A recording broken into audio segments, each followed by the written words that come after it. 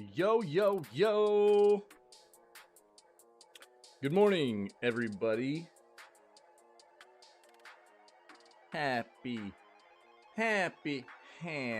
Sunday. I hope everybody's having a great weekend so far. We've got video gaming news for this morning, Sunday, December 31st, and then we'll have a moderate day. Not quite as extensive of a day of BG3, but we'll get some BG3 in. It is the last day of 2023. The last day of 2023. Kind of insane, dude. Time flies when you're having fun, man. So I guess that, it's appropriate to just start off and say to everybody that does anything in this community at all, being here, being a part of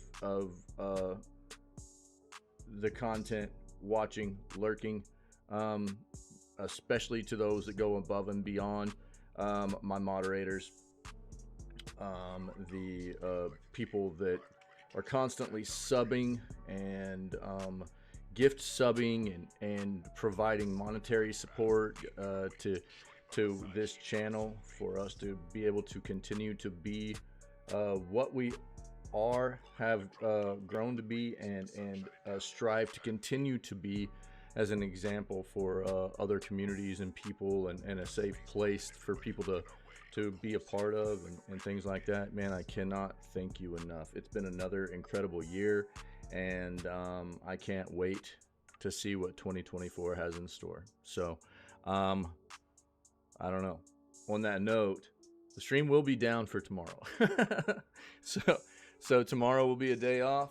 I'm going to spend the day hanging out with my family. We're going to just relax, enjoy the day together, and then I will be back on the 2nd, where we will probably start fleshing out our schedule for 2024 for all the games we're going to play and everything. Cool.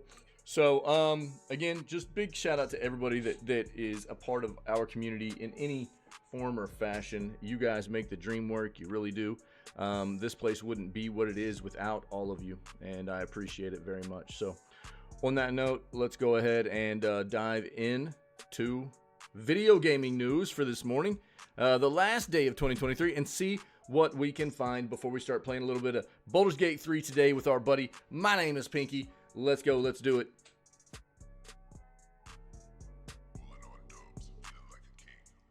Yeah. What we got? Nice, dude. Skull the Hero Slayer has sold more than 2 million copies now. Nice, dude. It's supposed to be a nice little action roguelike game and stuff, dude. It's cool. Dude. Okay. Let's go ahead and get this out of the way, I guess.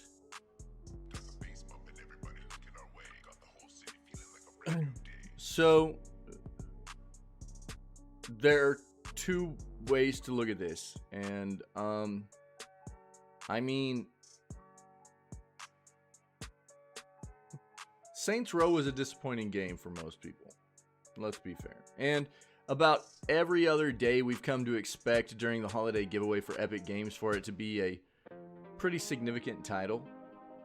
And day before yesterday's, the giveaway before Saints Row was a kind of obscure title. It was not, something to get super hyped about. And so we kind of figured there'd be something pretty solid coming to the table for us yesterday.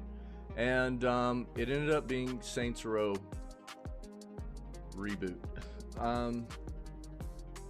And it's a bit underwhelming. Doesn't mean you shouldn't go ahead and grab it, but I don't see a whole lot of people being like, oh yes, I've got Saints Row Reboot now, let's go play it. It's free, so the glass is half full. You can't complain about free software, you really can't. I mean, I am, but you can't. It doesn't make a lot of sense. But I think that, as if you really want to take a look at things, PC gamers have it pretty good. We get a lot of free content in relation to free software in relation to most other platforms. and especially in the console world. Console world doesn't get a lot of free software, and so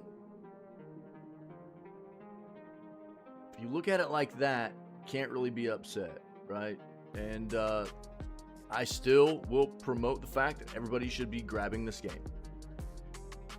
You never know when you might just feel a little itch to dive in here and see what it actually had in store for people.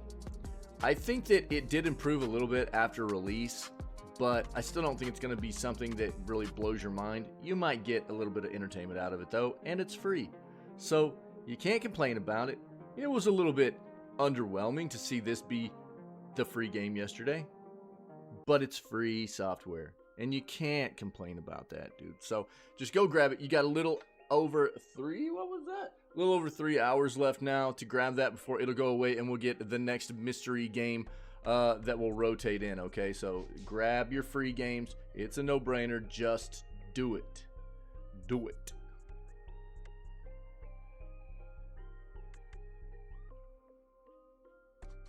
Yeah, 2023's great games were overshadowed by a dark cloud of layoffs.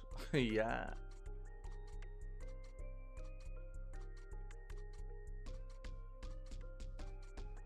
I'm going to pull that up. We're going to read it. I've talked about it a lot. I feel like I have to talk about it about every single day. Every single day, I feel like I have to talk about all the layoffs and the, you know, brutality of the way it must feel to work in the industry right now. How volatile it is for most companies to address their workers as not assets, but more like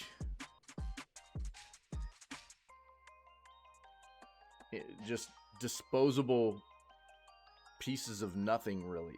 You know, don't look at their workers, their employees, their, you know, as something that should be lifted up and held on to, and it's a rough go, man. We talk about it almost every single day. So let's read what The Verge has to say about it.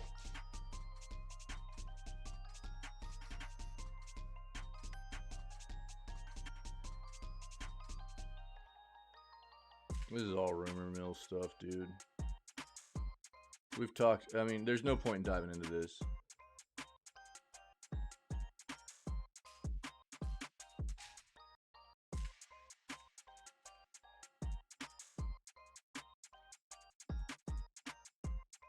A lot of people are speculating because the year's about to turn over of when Nintendo's going to announce it. And let's be fair. Nintendo released the Switch in like what, an April time frame? Is that when they released the Switch? Was it an April release? March or April? What was the Switch's release date? It was a month, one of those months, right?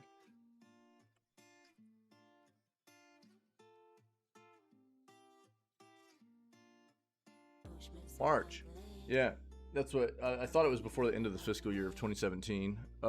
So yeah, and depending on how Nintendo's feeling about this, if they feel like they want to boost, I really don't suspect, I don't anticipate, I guess, us getting the new Nintendo hardware until sometime later this coming year. Late summer, early, you know, into the August or autumn. I mean, autumn, fall time frame. But if they really felt like they needed to push their numbers up before the end of the fiscal year, fiscal year meaning most in the gaming industry runs on a fiscal year, meaning counting numbers and everything, of April 1st of the calendar year to March 31st of the next calendar year. So just because we're ending the calendar year today doesn't mean that the gaming industry is not finished counting numbers for 2023's year. 2023's fiscal year is going to end at the end of March of 2024. I know it probably doesn't make a lot of sense to a lot of people, but that's just the way it works. That's just what you have to know. That's why we get a lot of game releases at the, you know, from like February through March. They're trying to push their numbers up. You get sometimes hardware releases outside of when you would normally expect it. So outside of the holiday season, which is what Nintendo did with the Switch, right? You know, right here, as you can see. And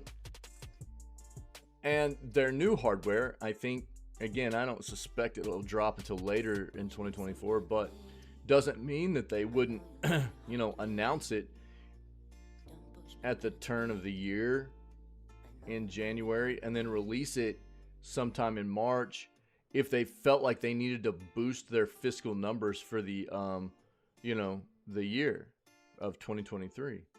And we'll see what happens. But I really don't suspect that'll be the case. It's kind of weird to see a big piece of hardware drop early in the year like this, as opposed to like during the holiday time frame. But it could happen. It's happened before, obviously.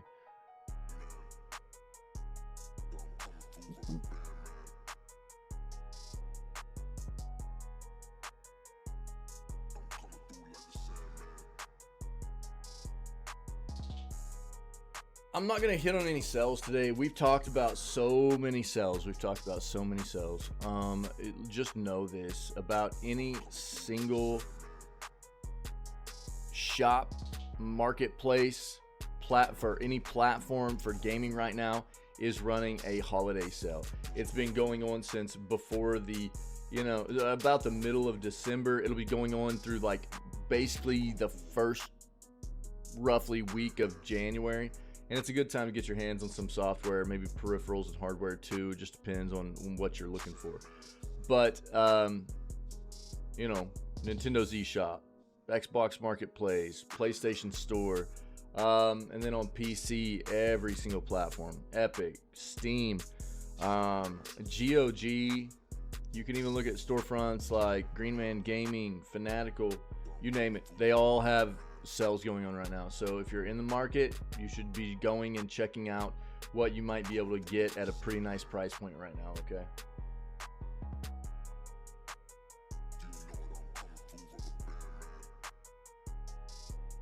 Sorry, 1 second.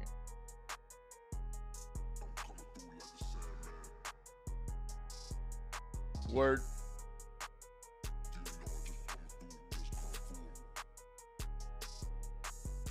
Oh, that's good copy.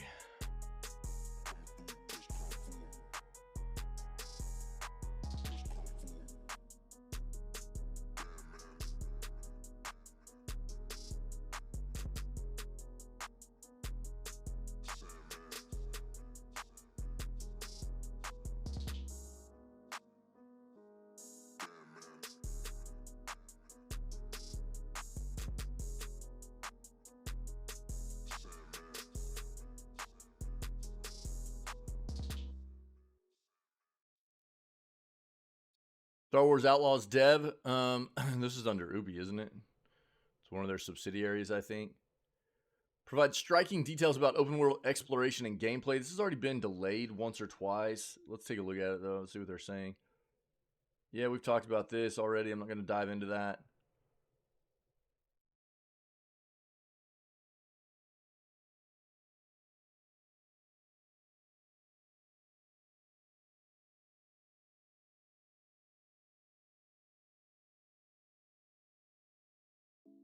Talked about this yesterday.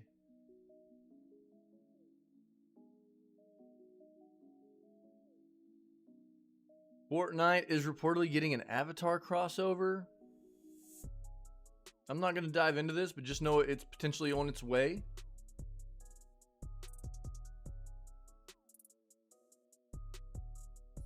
Gaming Bible is clickbait.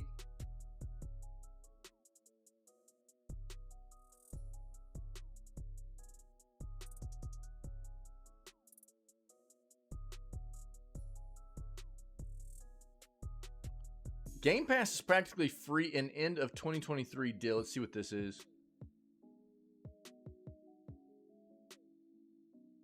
Lies of P sequel confirms major upgrade from first game. How about when's the DLC coming? That's what I need to know.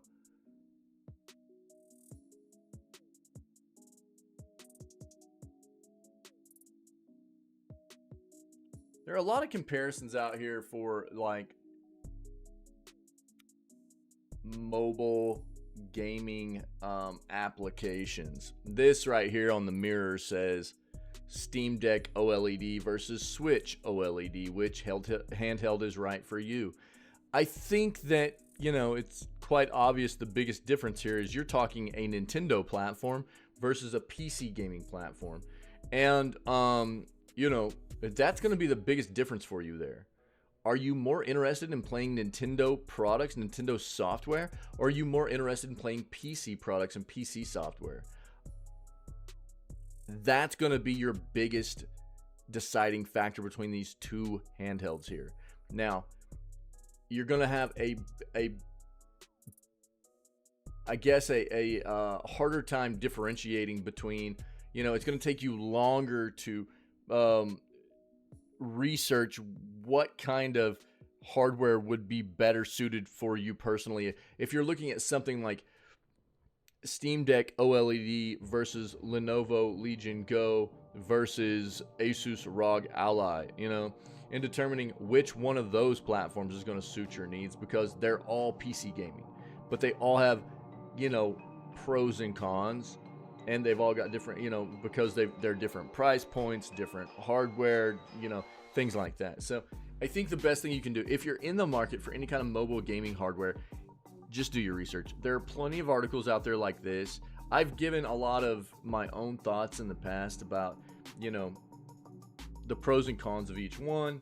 I've talked to many people about, you know, my own thought process on how it fits each individual person's specific needs and stuff like that. I try to point people in the right direction, but ultimately it's going to come down to each person's respective needs in what they're trying to get out of a piece of mobile gaming hardware. You know, I have no problem diving into it, helping people try to determine what's best for them, you know, but a lot of it's going to come down to needing to do a bit of your own research and figure that out.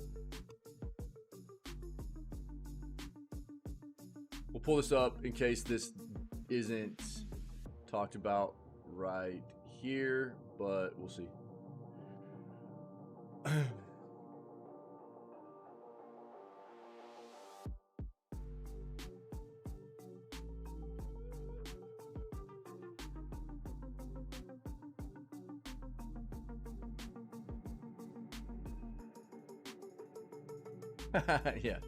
Yeah, I just touched on this.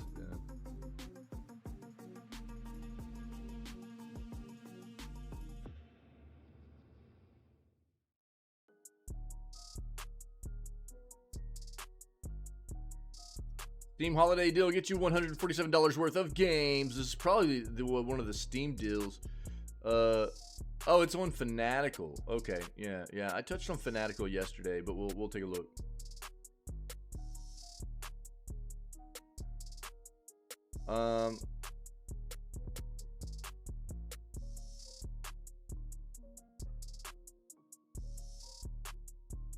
What is this? I hate gaming Bible. They're talking about GOG, I'm sure. Oh.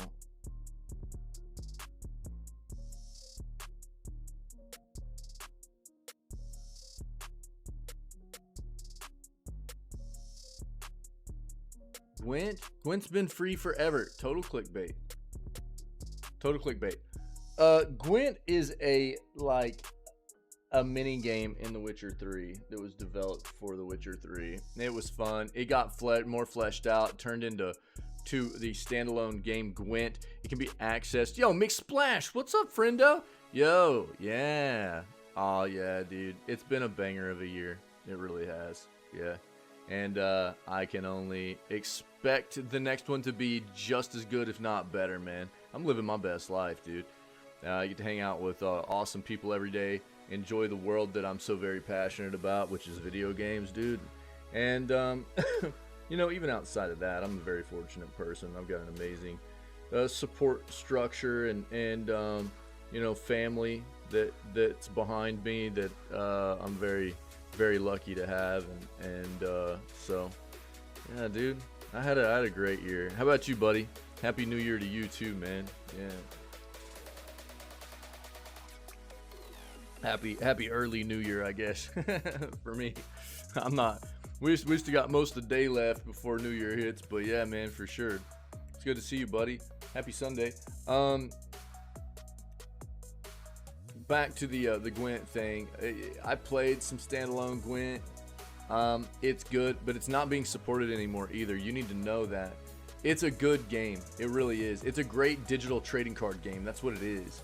It's something akin to, but with different mechanics. So understand this. It's its own game, but it's something akin to a game like Magic the Gathering, something like that, right? But it's Witcher themed, and it's got its own mechanics. It's been built around its own kind of play style and stuff, and it is good. It's really good, actually, and it feels bad that CDPR decided to dump it.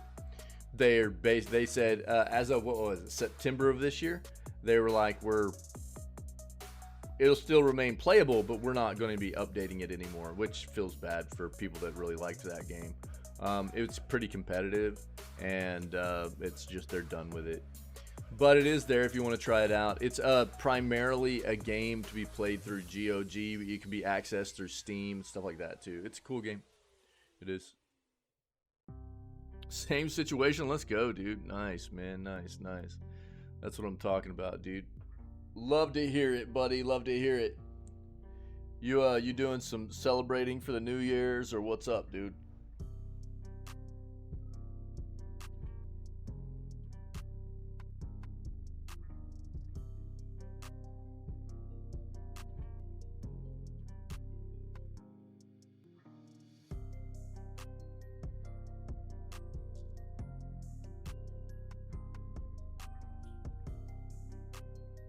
Let's go look at our other search real quick. And we'll take some of the sports crap out too. Yo, my team plays tonight. Let's go.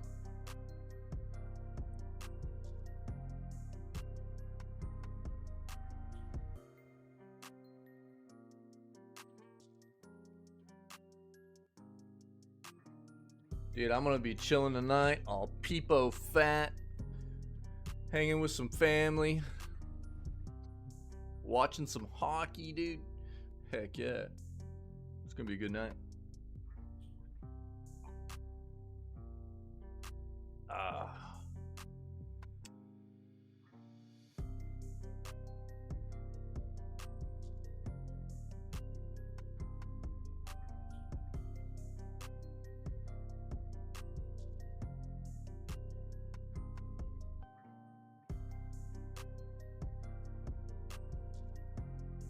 Bro, I can only imagine what streaming, as much of a cluster as Twitter has become. Look, it's hard for me to call it X, whatever.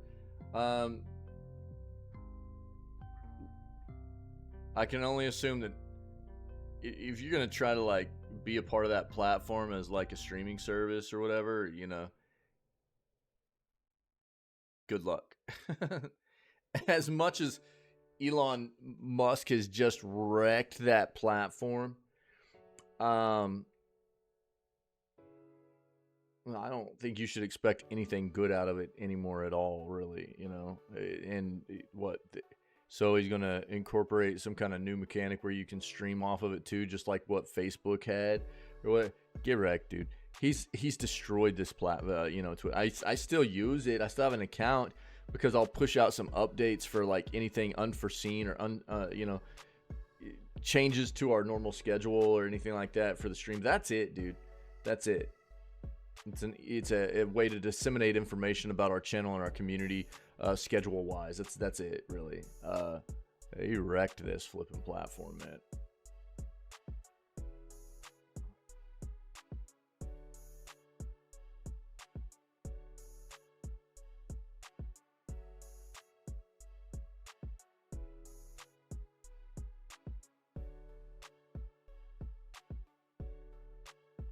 Gaming Bible is clickbait.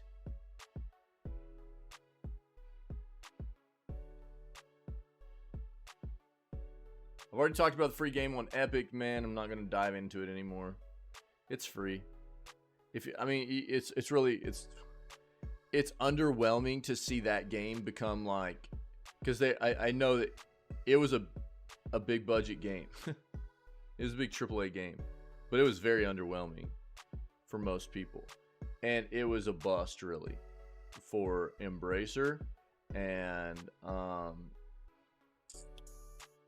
oh dude, was it Volition? Is it Volition that did that? Here, let's see. Who is now no longer even a company.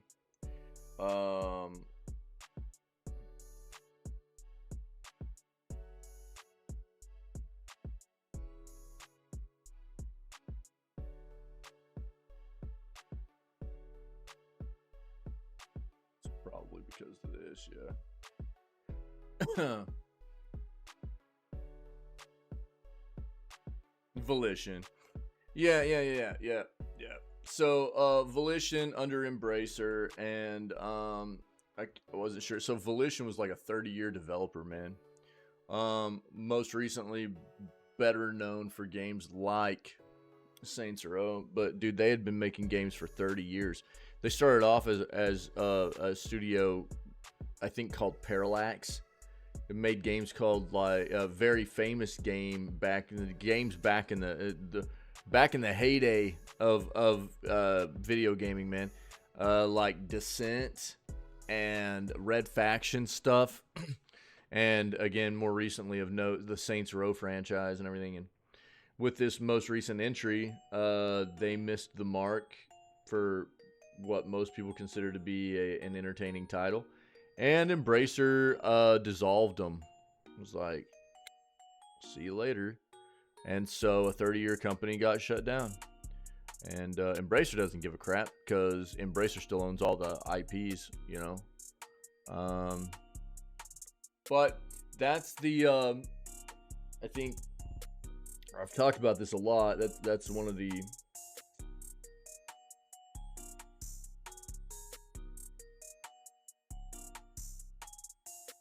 Yo, dude, I appreciate that. Yeah, I know that too, and I've been pretty vocal about that too. Yeah, I understand that. I understand the that premise very well myself as also. The my expectations for a lot of the industry to look at what I do here and be wanting to back this is there's not going to be a lot of support for that. There's not going to be a lot of support for that. I understand that, but that's not what I'm about. Yeah, obviously. Yeah, I think that in most facets of what the world brings to the table for us anymore, all the way around, money talks, right? And it gets a lot of people to shut up about the things that we need to be talking about.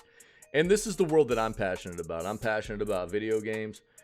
I've always loved the world of video games, and I've got the opportunity right now. I don't know if I'll be able to do this forever, but I do have the opportunity right now to deep dive into the world that I love, which is why I do the news segments at the beginning of every stream. You know, it's important to me to stay current and to try and promote a healthier industry for us as consumers and gaming enthusiasts as well, you know. And I think there are a lot of other people out there that feel the same way, which is, you know, another reason that I do this. And I think you nailed it, McSplash. Yeah, I think you nailed it, my friend. Absolutely. And I think that one of the things that I've told people for a long time is I am not somebody that cares to be sponsored by anything that I would not want to have myself branded with, you know? So, you know, for me, it's not, you know, it's not a money thing.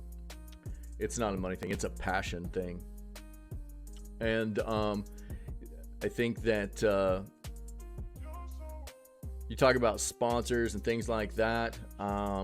There are a lot of companies out there that I really wouldn't want to have anything to do with. I think that, you know, you take a look at this premise that we're talking about. You know, we kind of transitioned a bit here into another topic, but it brings up a good point, man. You talk about like the Game Awards. You know what we've seen happen with the Game Awards and Jeff Keighley, it used to be at least something of substance. You know, the Game Awards used to be something that you could at least look forward to them calling out some of the more, you know, disgusting things happening in the industry, right? And it's quite obviously turned into just a corporate ruse now, where Jeff Keighley has a bunch of, you know, he's living this life apparently of having a bunch of industry you know, leader buddies, and he votes on a panel of people to give out awards. The public vote doesn't matter for the Game Awards.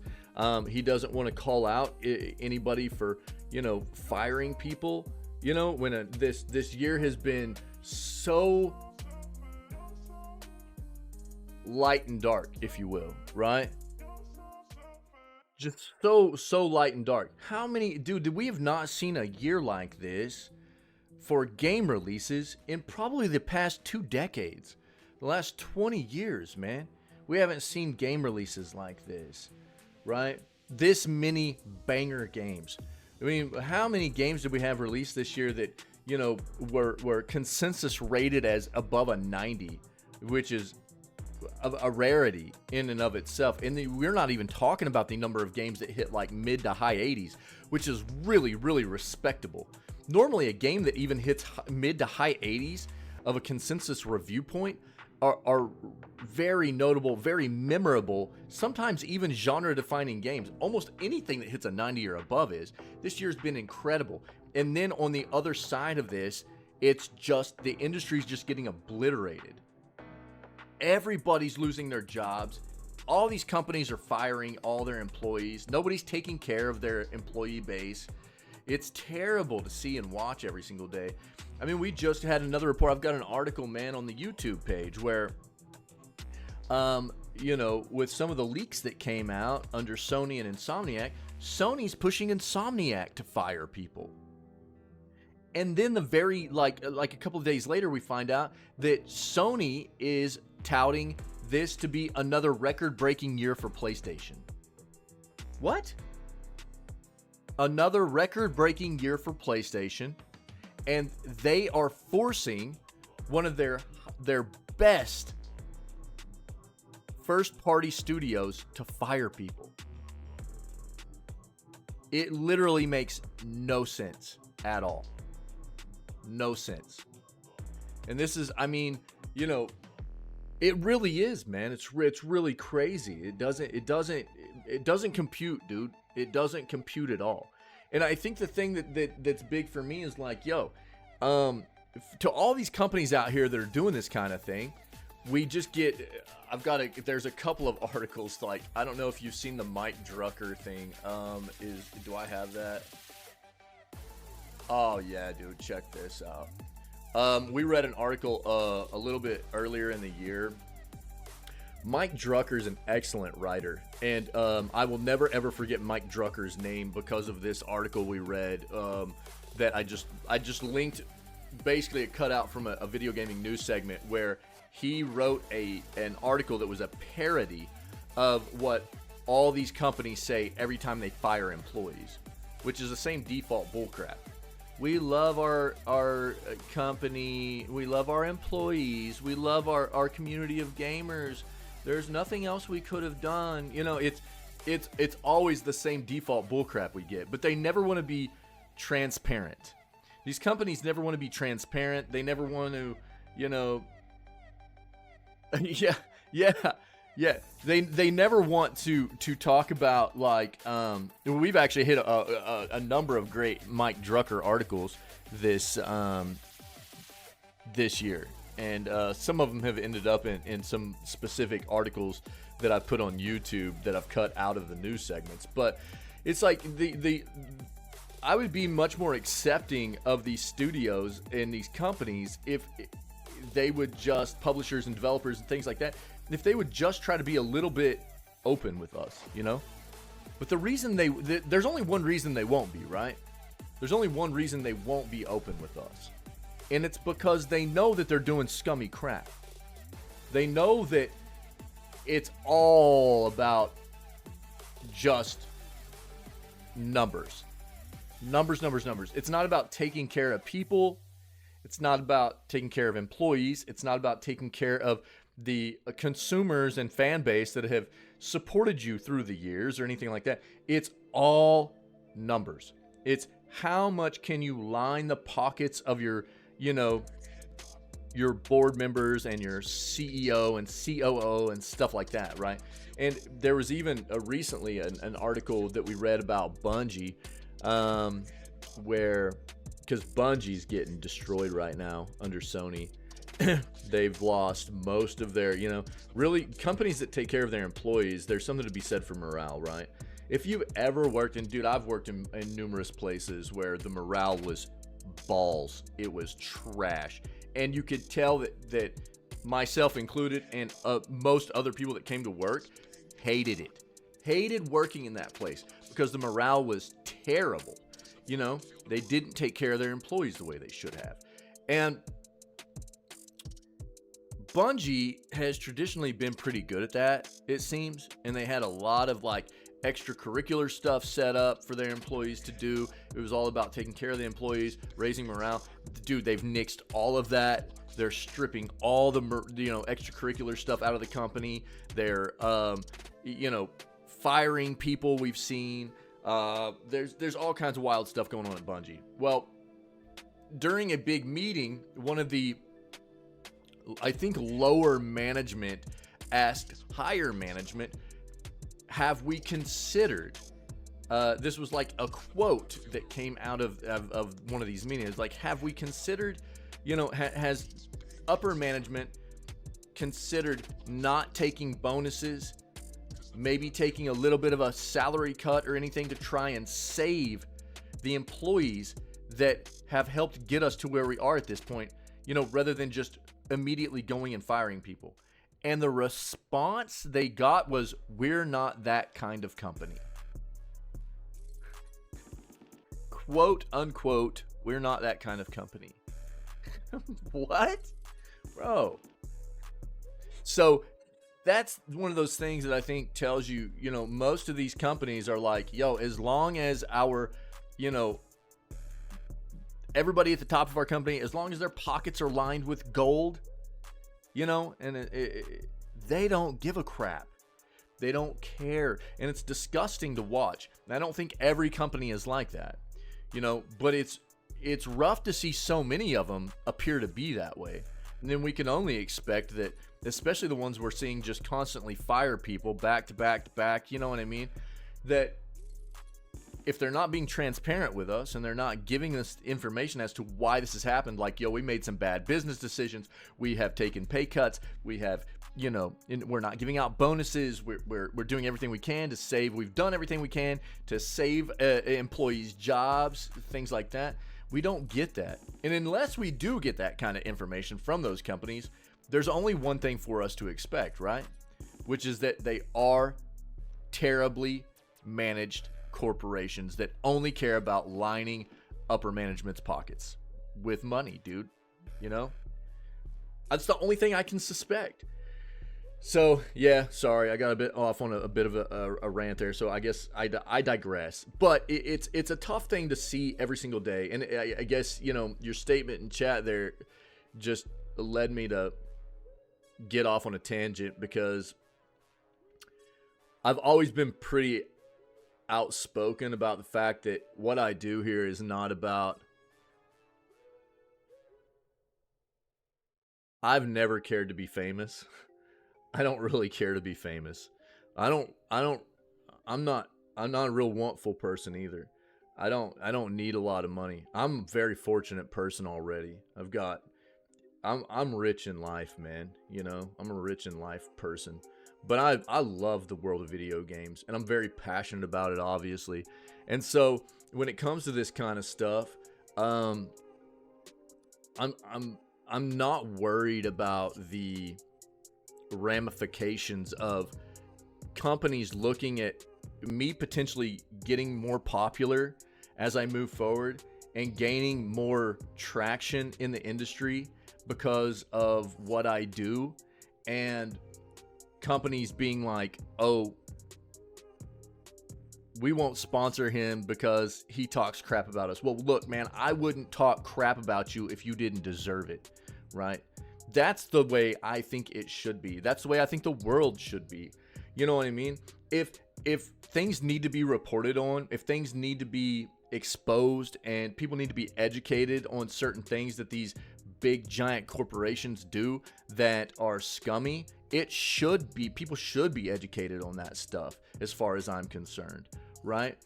But again, back to like I think Jeff Keighley right now is the greatest example, or the best example currently of what happens to people, right? It seems like he had a really good stance at one point of trying to occasionally call out some things, and it's just gone, dude. It's just gone. And I'm more worried about what my face, my brand, my name is always going to mean for what I stand for than any kind of monetary compensation or anything, you know? So I'm glad that people recognize it, dude. I don't talk about that kind of thing very often. I just do what I do because I'm passionate about it. So good looking out, dude. I appreciate the, you know, the recognition of that. And I hope that, I think, you know, the more I do this kind of thing, the more that I continue to push out this content, put it out on YouTube and things like that, I think more people continue to see this stuff, and they continue to, you know, especially a lot of us gaming enthusiasts and stuff, they grab onto it. And I don't expect everybody to always agree with my sentiments, right? That's not what this is about. I'm always open to discussion, as long as it's civil. You know what I mean? I think people need to learn how to be more civil about things. But I'm not expecting everybody to always agree with everything I say. I'm never going to be looking at everything from every viewpoint, which is why I think it's great for us as a gaming community to always come together and discuss these kinds of things, because there's going to be a lot of times where people have certain viewpoints that maybe I haven't thought of and looked at myself, and it'll maybe help me see things in a better light, right? That's just the way life works, and I'm cool with that. But for the most part, I think that what I do is trying to just help educate people on, and I hope it works, and I think that it is gaining more traction, and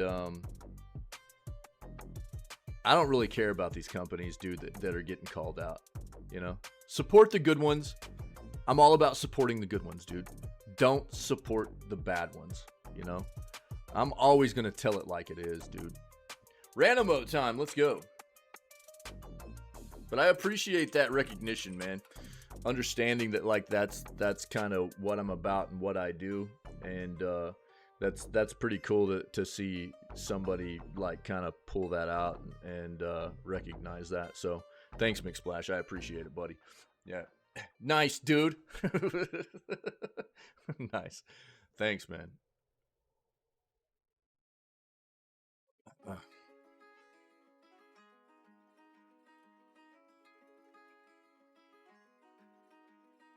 All right. Dude, UE5, we've already seen a bunch of UE5 stuff for like fan-made things for like Zelda. Man, we've seen a lot of other stuff too.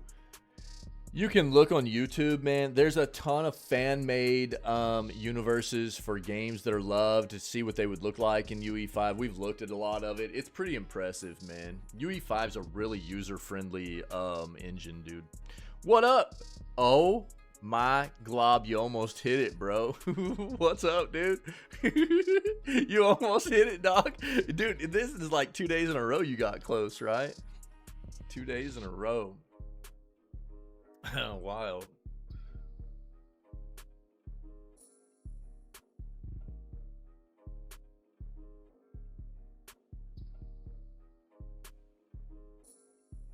We talked about that yesterday.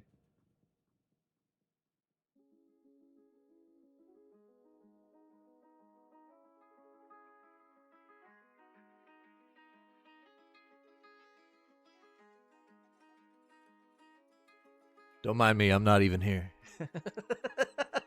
Are you playing TF2 right now or what, dude?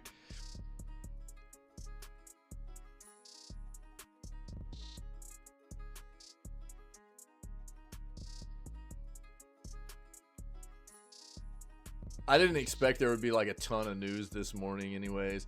There's like, you know, it's the 31st, New Year's is hitting. A lot of people are like, you know, preparing for New Year's celebration. But dude, this is one of the games I would love to get put on the schedule. Super Mario RPG is like my favorite Mario game of all time. Here's one of my thought processes though too. Like, look, I don't want to double dip on this game. Because Nintendo's terrible about this, right? Nintendo's always making us double dip. I kind of want to wait until the new hardware comes out and maybe even just grab it on the new hardware once the new hardware comes out, because we'll probably have the new hardware.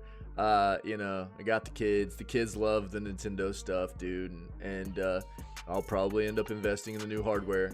So I might just grab a Super Mario RPG on the new hardware, because I don't want to have to buy it twice, you know.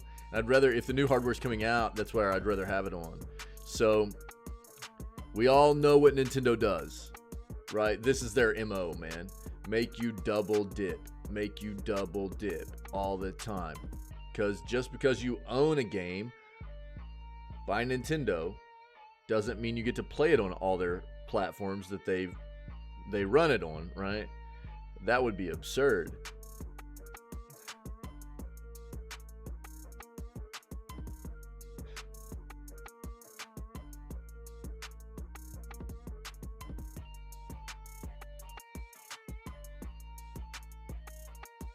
Snorlax mini-series?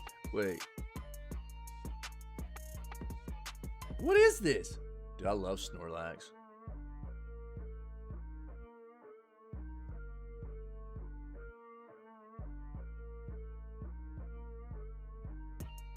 You got your flipping mouth, dude. That's not really gaming news per se, but I'm gonna look at that.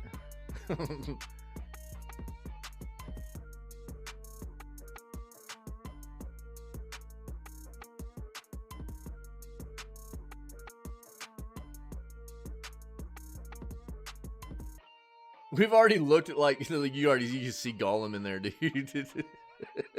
Most disappointing games 2023. Gollum. What is this? The day before.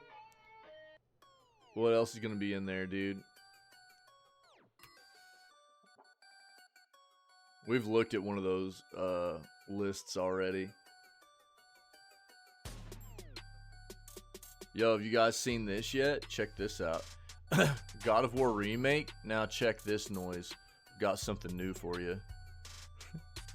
I got this hooked up last night.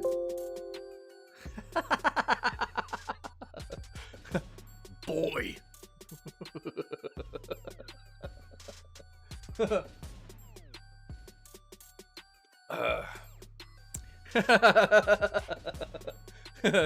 Isn't that wild, dude?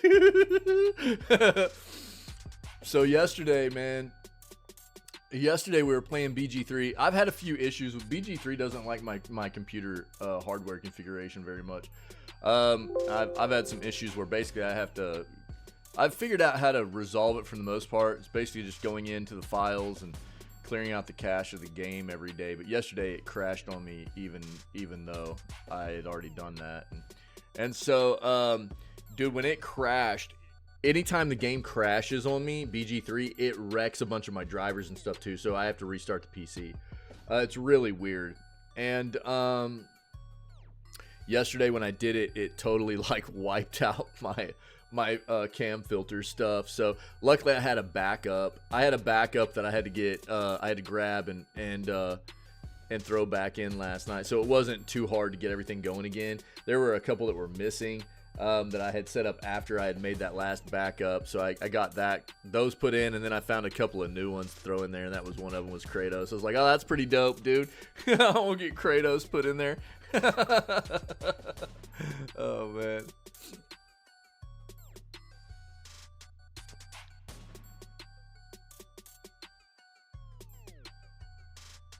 Grunt Mission first remake reveals free update coming. Nice.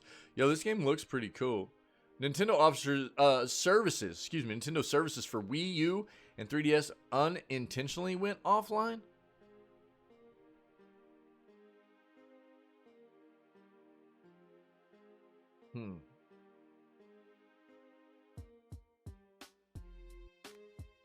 I've got to say, dude, I'm not a big, like, I'm pretty outspoken about Ubi. Ubi has turned into a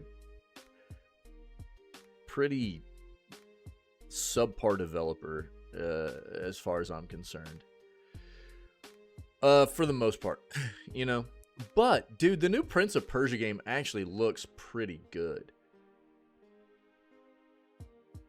I'm a little bit biased because, dude, I love Metroidvania platformer type games, and that's what it looks like.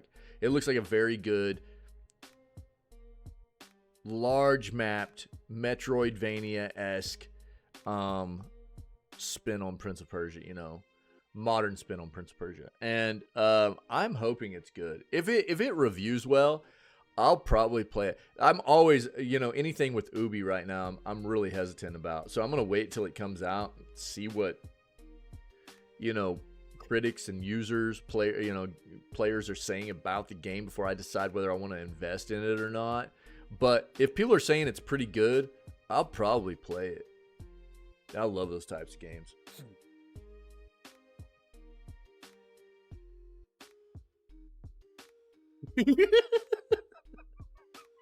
Bro, we cannot stay away from the Starfield mess, you know? We just can't do it.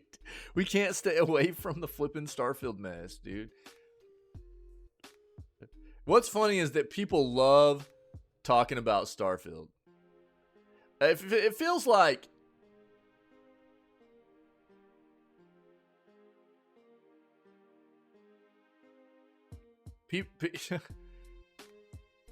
this isn't even going to flip and load up, dude. What is this? We'll see if it loads. Oh, for real? The combat was no good? Yo, can you elaborate on that for me? I haven't even played it. It didn't appeal to me, dude. Starfield didn't appeal to me. I was pretty sure that it was going to be just like a mediocre experience. I wasn't expecting a whole lot out of it. But it's really funny, you know, how this is all played out. It's become a very, very conflicting thing for people to discuss. You know, there's a lot of debate. You've got the people that love Bethesda, and they, you know, they're very adamant about, you know, trying to defend it. You know, they'll defend Starfield. I don't think it's a bad game by any means. I don't think it's a bad game.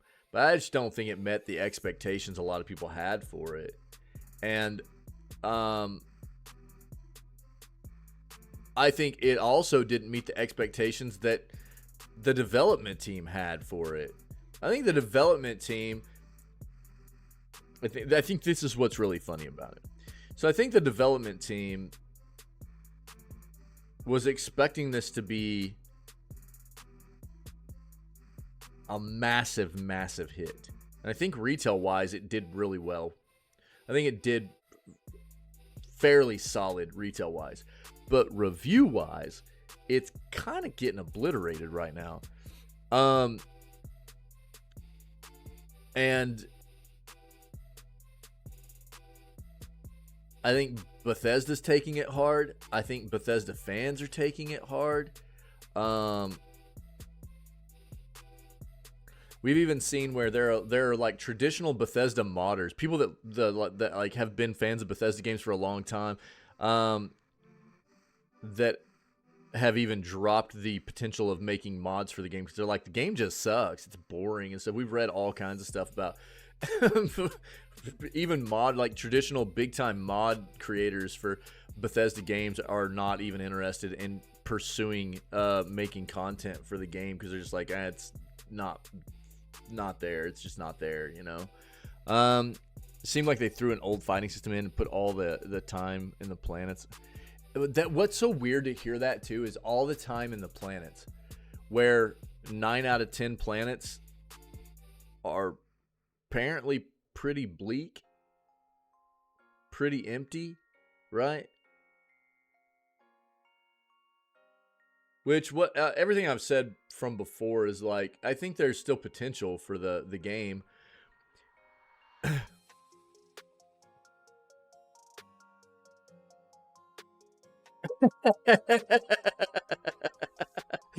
Yeah, dude. Yeah, I mean, you know, I've said all along, like, there's a lot of retail to work with. There's a lot of empty retail to work with.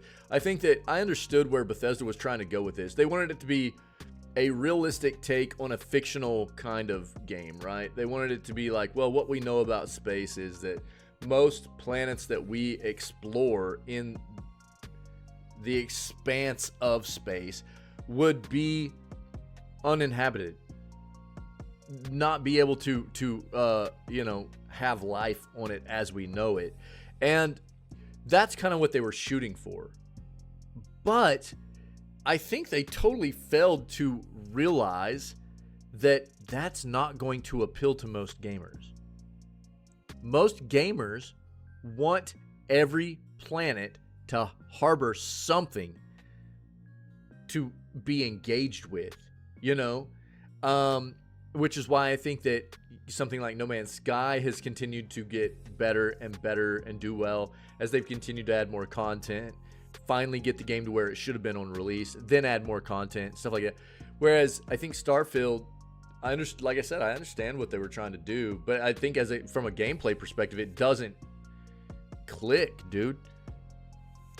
It just doesn't work as far as like playing the game. You want that engagement. You want to feel, you know, surprised and like engaged every time you go to a new planet. They're like, oh, the universe is going to be 1,000 planets, and then you get in there and it's like, you know, 900 plus of them are basically empty, you know, and it's like, what?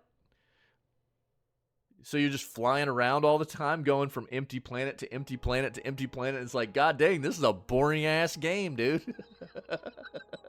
You know, I don't know. I mean, that's the impression I get that a lot of people ended up feeling about the game. You know, I didn't play it again. I didn't play it, but yeah, I think that there is still potential behind the game if Bethesda wants to tap into it.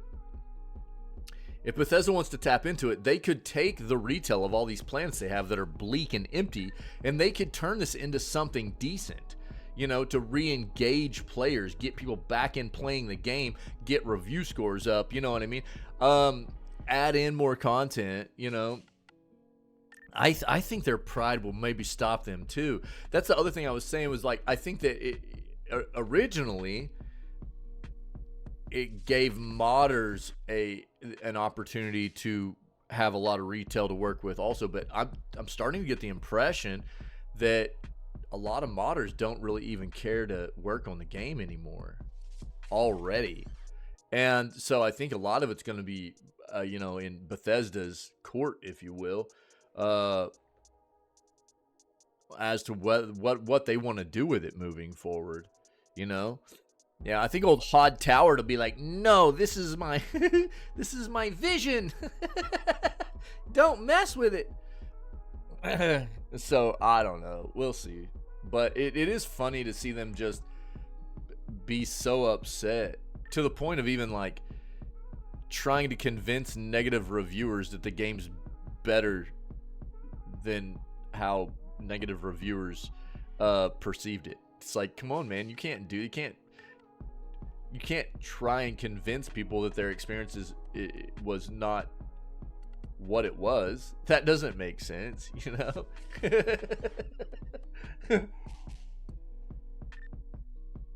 I don't know. Well, it's just so. I think the thing that's funny about it is anytime that I come across a like a Starfield article and we talk about Starfield, you know, if it's a good one, I'll cut it out and I'll put it on YouTube. People love talking about it. People love talking about Starfield, and it's really funny to watch it too. I like watching people like, because there's still people that have enjoyed it. There are people that are like, oh, I enjoyed it, and then most people, I think it's about about 60 to 70% of people be commenting, they're like, this game was balls, dude. This game was trash. Yeah. I think, you know, I think that was one of the things that I think that's one of the problems in the industry. It has been for a long time.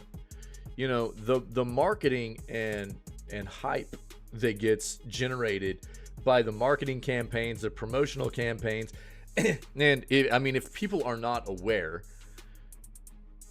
AAA game budgets nowadays, I mean, we're talking about massive budgets, right? Modern AAA games are hitting $300, $400, $500 million all the time nowadays. And half of that budget is not even going to development. Half of that budget is going to most of the time anyways for AAA games, half of that budget is going towards the promotion and marketing of the game. So there's always questions for me surrounding games whenever AAA games come out and they don't follow through on the promise of content. You know, they're generating all this hype. They're getting people built up about what they're going to be able to experience in the game. And the game comes out and they're like, dude, this isn't it. This isn't what you told us it was. Why was there so much hype build up instead of actually more money and resources being put into the development? Same thing on the performance side of things. We see that happen all the time too, right? So, you know, a AAA game will come out, Jedi Survivor, perfect example, yeah? Huge budget game comes out and is terrible dumpster fire performance on every single platform. It took them most of the year to get it playable. The game released pretty early in the year. It's taken most of the year to get that game playable. And it's like, why? When, you know, oh, well, yeah, for sure. Yep. I was trying to think of something more recent. Look, man, I have busted on Cyberpunk for a long-ass time. People don't like it when I bust on CDPR, but, dude, I've ripped on CDPR for a good hot minute. I literally was talking about this the other day. CDPR's MO has become release unfinished products and then generate banger expansion DLC after they finally make the game playable. That's literally their MO. I'm sick and tired of it. There's not many companies that actually can shake a stick at at CDPR for the quality of content that they develop. Their content is insanely good, you know. They're very good with all of their content, you know, their narratives, their character development, the worlds they build, the lore, everything is so fantastic. But dude, you can't experience that if you can't play the flipping game, you know. And Witcher 3 had a ton of issues. I played Witcher 3 a year and a half ago in full. All the DLC, base game, everything is still full of crappy ass bugs. It still felt terrible. And I know it was rough on release too. And then Cyberpunk comes out and they did even worse. Yeah. And the thing that kills me about it is we've got like this terrible mindset as consumers and gaming enthusiasts, I think, where we've gotten accustomed to companies doing this to us, where they're like, oh, well, we need to hit our release date rather than just delay. Yeah. And then they release a game unfinished. They bait Cyberpunk, dude. CDPR baited 13 million sales between pre-order and on release of Cyberpunk. 13 million sales. That was somewhere between $500 and $600 million. $500 and $600 million on release for that game. That's not including everything they've sold since then. And that was, I think, about 3 times the budget the game had. Something like that.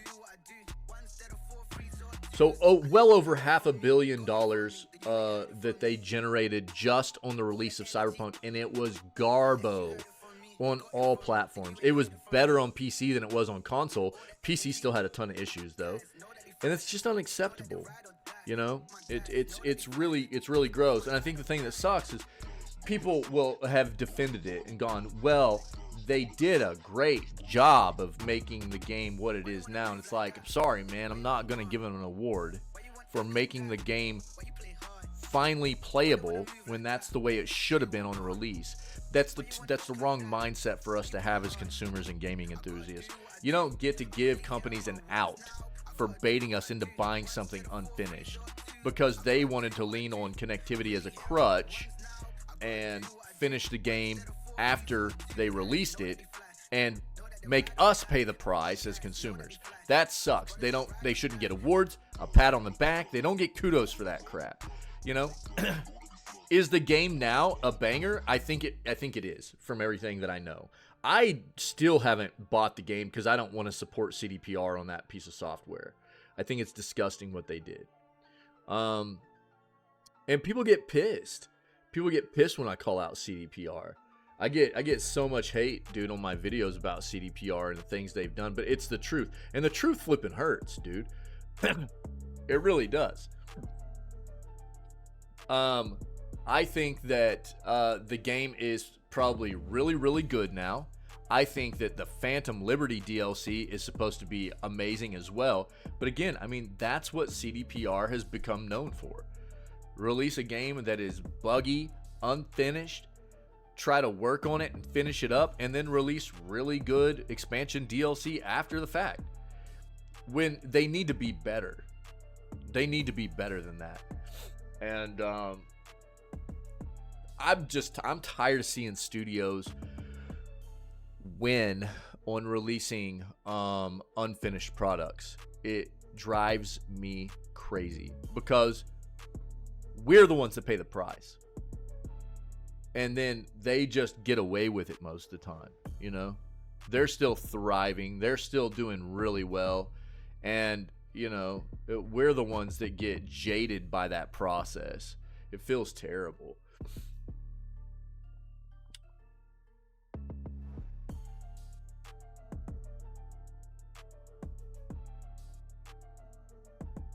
There's actually a rumor going around that there might be a remake of a very popular Zelda game coming for the new Nintendo hardware. There's an article on our YouTube channel where I discuss it. Maybe Ocarina of Time.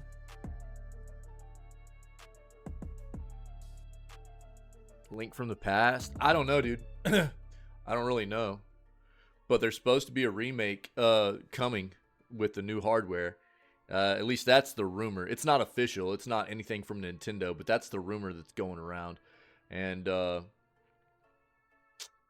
it'd be a good play by them. The day before, one of the most notorious failures, yeah.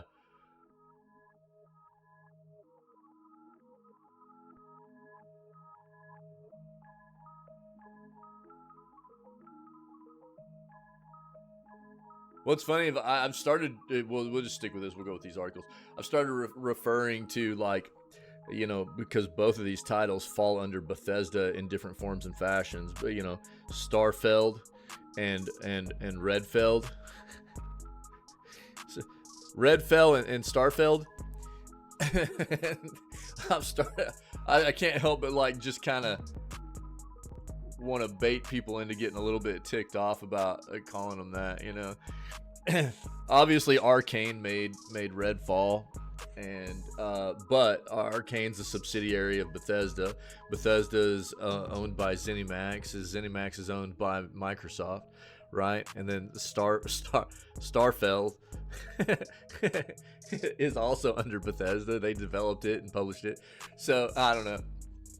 It's kind of those were like supposed to be the two big releases last year for them too, you know. Microsoft was really banking on those, and obviously Redfell it was terrible, and I think that Starfeld at least did well retail, but it still isn't doing super great for them. It's kind of wild. Front mission first. If you guys don't know what this game is, do they have a video in here? Yo, check this out. I'll pull it up on Steam.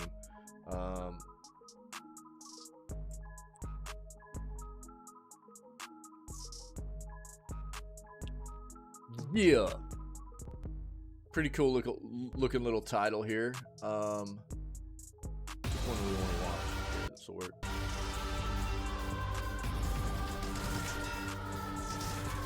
I never played it originally, but I saw that the remake was like coming, and it looks pretty dope.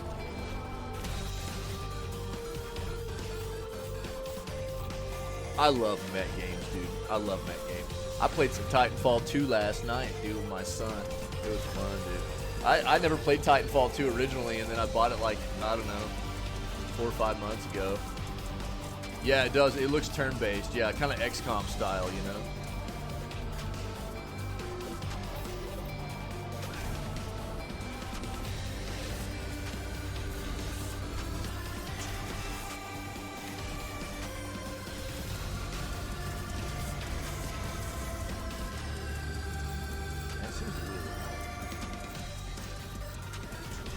Sorry. Steam trailers get super loud, dude. I don't know what's up.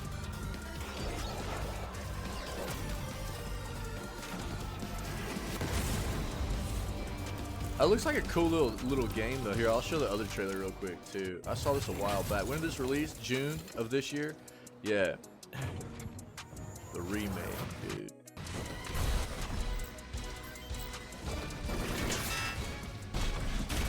I fell in love, like, I remember, like, one of the first turn-based style games. Like, dude, I've still got my original XCOM games. So, I've got XCOM and XCOM Terror from the Deep. Micro Pros boxes, dude, from playing them on PC way back in the day. I still have those things. And, those games, as well as, like, Final Fantasy Tactics, dude. Final Fantasy Tactics was a huge one for me, too. Where I kind of really started enjoying these types of, you know, turn-based style games. But looks like that's here. I'll link this for you if you want to take a look at it on Steam. It's on other platforms too, though. I think. Let me see. They'll probably talk about it. So article summary here is Front Mission First Remake's free Mercenaries update arrives in 2024 with new features. Update includes fresh single-player scenarios for enhanced solo gameplay experiences. A new hot seat local multiplayer mode lets players host tactical, battles against friends. That's cool. Introducing new mercenaries and a commander character to enrich the strategic depth. Oh yeah, dude. Yeah, I agree. McSplash. Yeah, no doubt. So indie game developer and publisher Forever Entertainment has revealed Front Mission First Remake will be getting a free update in the new year. Company sent out a small notice you see below, letting fans know that the Mercenaries update will be coming out sometime in the coming year. With it will come some new content for the game to carry it along, including several new scenarios, a new multiplayer mode called Hot Seat, and a new set of characters, as you'll be getting a new commander to add to the mix, among others. The update comes as good news since the game hasn't really seen a lot of love lately. It got a few updates just after launch. The fact is, we haven't seen anything new for it since July. Now, we just have to sit around and wait for them to give us the official release date for it. So that's a big window, 2024, right? The entire year. But hopefully we'll see something soon about what the definitive date is. They're probably finishing it up, so they don't want to give a definitive date till they have it completely, you know, kind of just some loose ends. But we read about the article summary, though they talk just about the same thing down here. But that's kind of cool, man. If you want the article, take a look. There you go. And Nintendo services for Wii U and 3DS unintentionally went offline. It appears that Nintendo had a service interruption for both the 3DS and Wii U ahead of their planned schedule to shut them down in March of 2024. So the Wii U 3DS service faced unexpected outages. Players were unable to access online features and download content they owned. Pretendo, an open source network, reported and clarified the service interruption. Some Nintendo services restored, raising awareness of the impending shutdowns. Yeah, that's what I was getting ready to say. We knew that like this was getting shut down in the coming year, but it was apparently they're already doing work.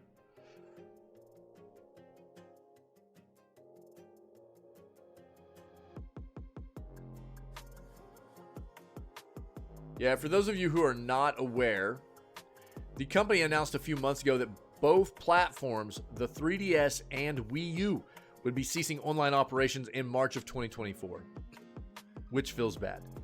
But until then, players were still free to download all the content they already bought and be able to play games online with other players who happen to have those consoles and games.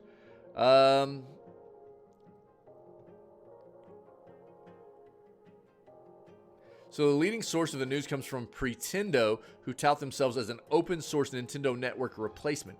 They are attempting to be an alternative connection for players once the services are officially offline. They originally posted a blog letting people know of the service interruption, but then a week later clarified the situation, letting players know that they had no idea if the shutdown of the services was intentional or not. Later acknowledged that some services had been restored to normal, but that not everything was back as it was as of December 26th. Regardless of what happened, it was a quick wake-up call for everyone who is still gaming on both systems. The services will be going away, and there's very little time for everyone to enjoy what time they have left. Yeah. It sucks that we have to have, like, Pretendo come in here and, you know, take the lead on this because Nintendo's just not willing to do it.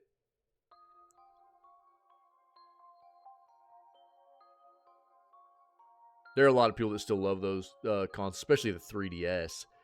And the Wii U was not a banger of a console, really. But especially the 3DS. There's still a lot of people. What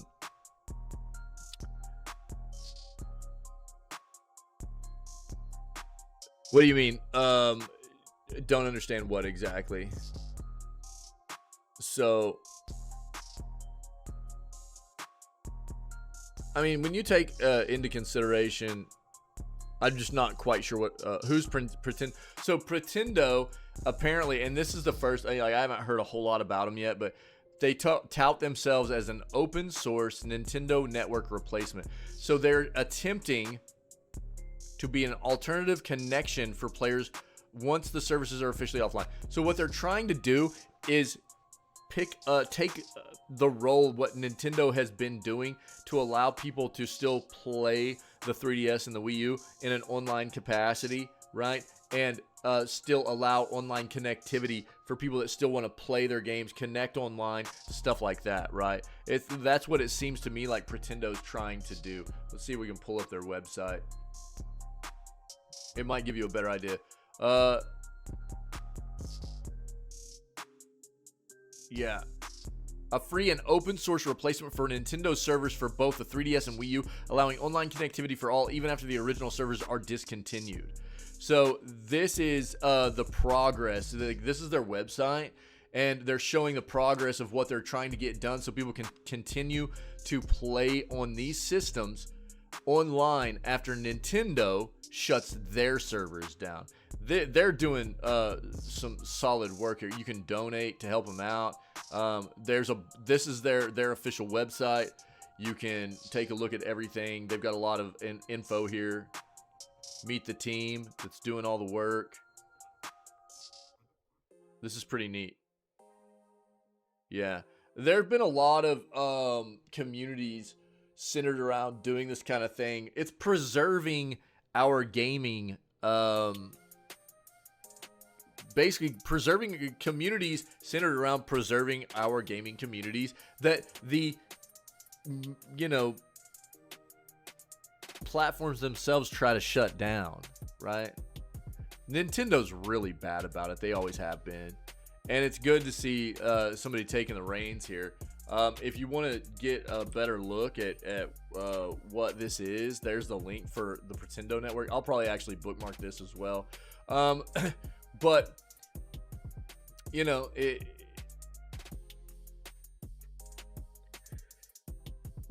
we're preserving video gaming history, trying to make sure that we always have access to the things, you know, the full functionality that we've bought into whenever we purchase these products and everything. you know, it always feels terrible whenever the services get shut down, right? Not a buyout? No. No. No. Nope. This is literally just a community of people that have come together and gone, yo, let's try and get some servers set up so people can continue to access the online functionality of what these systems have traditionally had, because Nintendo's shutting it down. So they're taking the reins here, basically. There's frequently asked questions. How do you use it? Does it work on emulators? Will it support the Wii and the Switch at some point? Yeah, that's dope, dude. I mean, look, the gaming community as a whole is full of amazing people that do great work all the time. And this is just another example of it. Will you need hacks to connect? You know, all this stuff. There's an entire you know, fact down here, frequently asked questions of things that'll give you more information about what this platform is. But this is pretty cool, man. And I would say that if you're a very avid player of 3DS and Wii U, or either or both, you know, maybe even consider donating a little bit here, because they're trying to take the reins and keep this functionality live for the community of gamers that are centered around these platforms. You know, it's good stuff, dude. It really is. But Nintendo's shutting those servers down. Yo, what up, Reagan? What's going on, friendo? Happy Sunday. Yeah, this isn't loading, so we'll just have to bounce over that one. Oh, dude, I didn't mean to shut down the Pretendo thing. Hold on.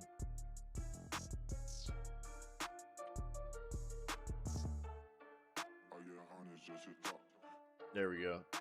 I'm gonna bookmark that, actually. I've got a folder full of gaming stuff, man. I'm gonna throw it in there. True. What up, friendo? Yo, true. Cam filters are fixed. And happy Sunday. And there might be a couple of new ones in there.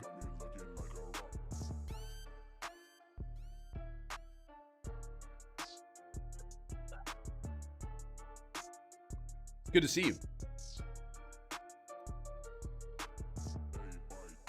Oh, cool. Cool, Reagan. Nice. Nice.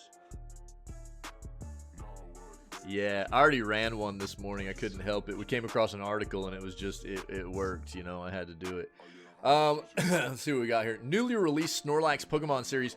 2 adorbs for the internet, dude.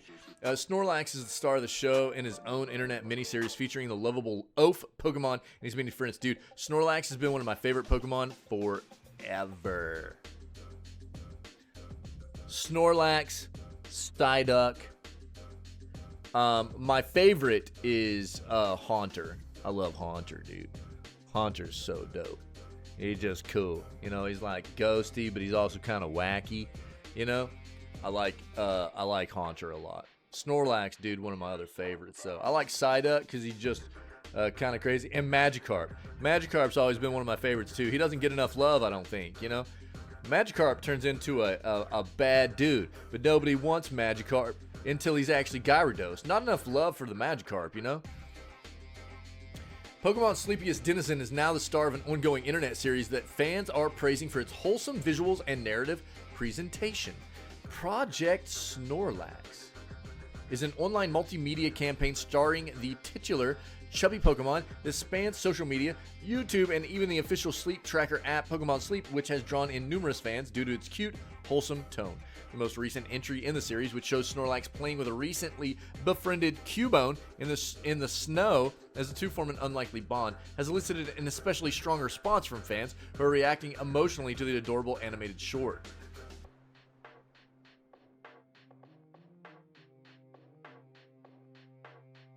Others have likewise chimed in to express their appreciation that Snorlax is getting some, oh, yo, I have the spider. Yo, I didn't even notice. Was it working, dude? Was he crawling all over my face? Yeah. Spooter friend. Yeah. Did it work? Was it good? Yeah. I like that one. Others have likewise chimed in to express their appreciation that Snorlax is getting some more mainstream attention. Yeah. Yeah. Nice. As well as to comment on the dynamic between the lazy Pokemon and Cubone, who, according to the franchise's lore, is an orphan. The sentiment is reportedly the reason the series exists in the first place, as the official account on Twitter, or X, whatever, for the Pokemon Project claims that the creators hope to demonstrate Snorlax's personality and more wholesome aspects with the series. Snorlax has its own official Instagram and X accounts as well, which primarily post official art and animated shorts starring the Pokemon and many of his friends.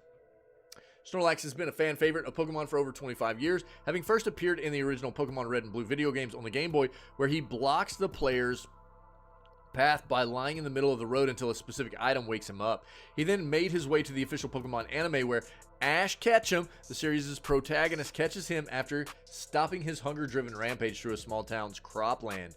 One of the original 151 Pokemon from the classic video game, Snorlax has remained popular ever since and is frequently featured in official merchandise, like his own Squishmallow design and even a life-size plushie that doubles as a massive pillow. I need that, dude. Life-sized plushie that doubles as a massive pillow? Oh my god. Then I would have the same thing my wife has.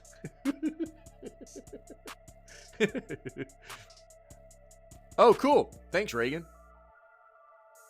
A life-sized pillow. Because I'm squishy. This kind of lighthearted short-form content has been a recent trend with the Pokemon franchise overall, with series like Pokemon Concierge taking a brand new approach to animation, much less plot-driven story. That series, which has received near-perfect review scores, focuses on a Pokemon resort in which the main character, Haru, must care for people's animal companions, while navigating the everyday issues that come with hotel work. The Snorlax project is a multimedia project visible on Instagram, X, and YouTube. The most recent short is available on all platforms. That's really neat, dude. I'm not going to watch it right now because, but I might keep this up and we might watch it in between the news segment and playing video games. If I watch it right now, it'll probably get copyright, so I'll keep this up and we'll watch it before we start playing games. Steam Holiday Deal gets you $147 worth of games for $4.99. Fanatical. Which I had been promoting as another platform or PC store to get either, I think Fanatical does Steam keys. I know Green Man Gaming does Steam keys and Epic keys. I don't know if Fanatical does Epic keys though. Yeah, Fanatical is a third party but authorized seller of Steam keys. It regularly offers for a cheaper than you can get them directly from Steam. To this end, as a brand new build your own play on the go bundle featuring 3 games for $5, 5 games for $7, or 8 games for $10. Games featured aren't the latest and greatest, but there is a nice mixture of popular games and some indie gems from the last few years.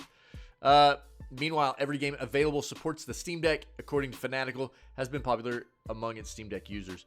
So all the games: Dishonored, Lethal League Blaze, The Ascent, Red Out Complete Bundle, Origami, Daymare 1998, Home Sweet Home, Dead Island, Riptide Definitive Edition, Nickelodeon Kart Racers 2, Totally Reliable Delivery Service, The Dark Side Detective, Black Sad, Under the Skin, Eldest Souls, The Invisible Hours, Legends of Kingdom Rush, PC Building Simulator, Atravenus, Building Beyond the Long Line, Lamentum, Patch Quest, Round Guard, Gunlocked.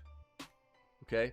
I'll just show you their site again since this came up, and I'll link it to you. But this is their Play on the Go bundle. They have other bundles too, though, if you look. Winter Mystery Bundle, Play on the Go Bundle, Prestige Bundle, Browse All Game Bundles. You can see all of them here. Build Your Own Winter Bundle, Platinum Collection Bundle. This was supposed to be a pretty good one, too. You can see Build Your Own. You can get 5 of these for $15 as well. There are things like Evil Within 2, Dishonored, Fallout 4, Witchwood, all kinds of stuff in here, man. So there's some pretty solid games to grab. As well as just, if you look at their main page has their winter sale going on. So there's a lot of games on sale. You can grab their bundles, but the winter sale also has a ton of titles that are on sale.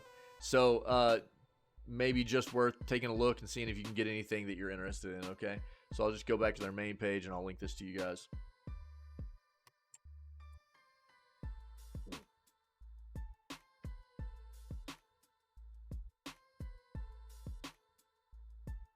Boop.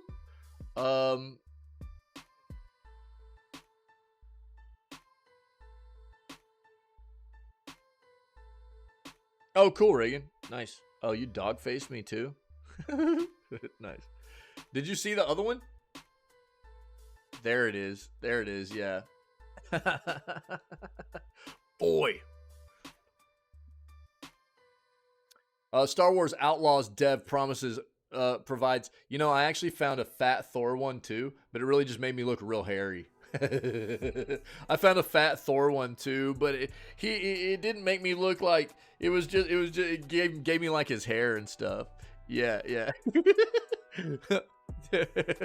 Star Wars Outlaws dev provides striking details about open world exploration and gameplay. With 2023 coming to an end, another busy year of gaming awaits us. While there are plenty of titles to look forward to in the coming year, Star Wars Outlaws might be the front runner. It's always hard to tell with these games that run a title that has to do with one of the very popular IPs, right? So whether you want to talk about something like a Star Wars game or a something like Lord of the Rings, you know, we've been baited so many times. There are a number of bangers. There are a lot of okay games, and then there are a lot of subpar games, right? Yeah, for sure. True. Yeah.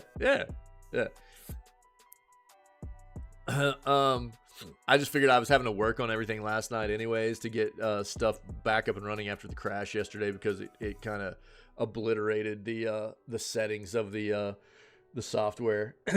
And so I like just looked for a second and see if I could find a couple more fun ones to add in, you know?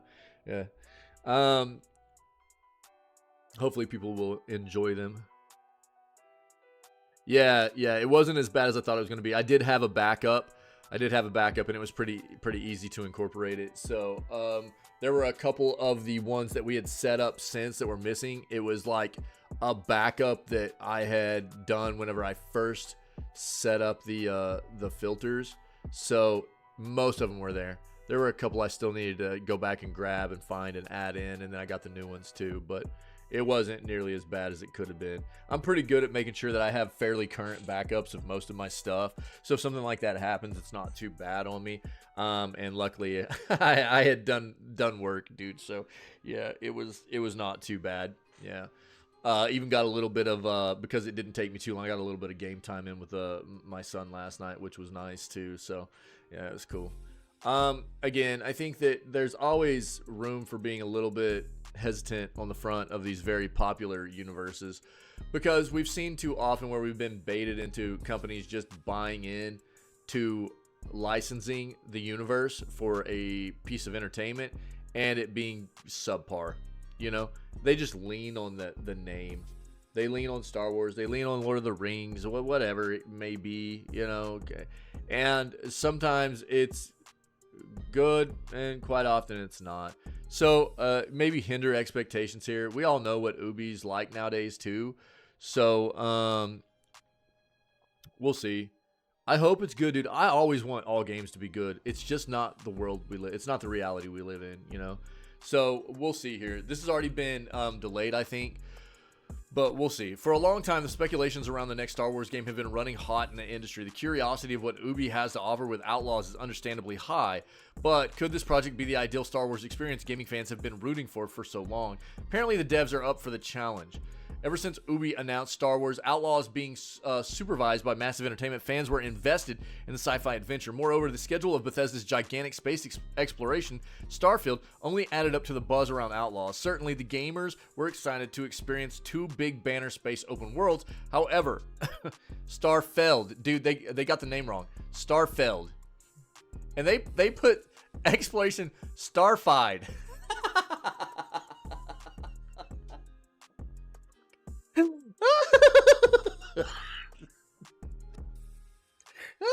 They didn't even get it right, dude. But it should be Starfeld. It should be, there should be an L in there. However, following the underwhelming campaign of Starfeld, the stakes are high for Outlaws. Well, here's what the latest revelations made by Outlaws devs suggest. The genre of sci-fi adventures as an open-world categories have always been tricky to crack. In fact, the formula of banking on the whole Star Wars universe brings its own set of challenges. However, when the makers revealed Outlaws to bring a never-seen-before open-world experience to the Empire, fueled various fascinating theories. In a recent publication from Kotaku, Navid Kavari, the narrative director of Star Wars Outlaws, spilled some insights from the game. This included some interesting gameplay features and story additions. It's set between The Empire Strikes Back and Return of the Jedi. Multiple vehicles for exploration. Jabba the Hutt in-game character. No way, dude. I could get in here and probably play Princess Leia. I'm pretty good at that cosplay, you know. Reputation will affect quests and gameplay. Nice, dude. That's cool. This is very Knights of the Old Republic, right? You guys are funny. Knights of the Old Republic, one of the things that was so dope about Knights of the Old Republic, dude, Coder is one of the iconic RPGs from yesteryear, you know, or the days of old in gaming. And it's not just one of the best. Most people consider Knights of the Old Republic to be one of the actual best Star Wars game ever made. I would also be one of those people. But it's also just considered to be I have to wear the costume while you play. Okay. Deal. If I play this game, I'll wear Princess Leia outfit. Man, it's gonna have to get washed a lot though. I wonder how long this game's gonna be. At least it's breezy, so I won't be sweating a lot, you know.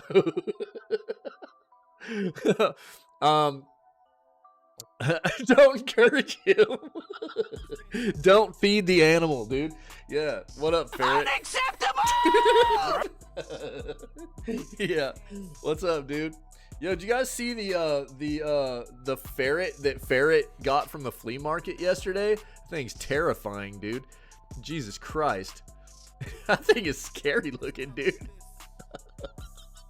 I was like, ah. What's up, dude? It's in the Discord, by the way, if you guys haven't seen it. But this was one of the really cool things about it. Was like you could, depending on the way you address the game and, you know, made different choices and stuff in Knights of the Old Republic, you would either, you know, sway more towards the you know, the Force or the dark side, right? You know, and it would affect the gameplay and everything.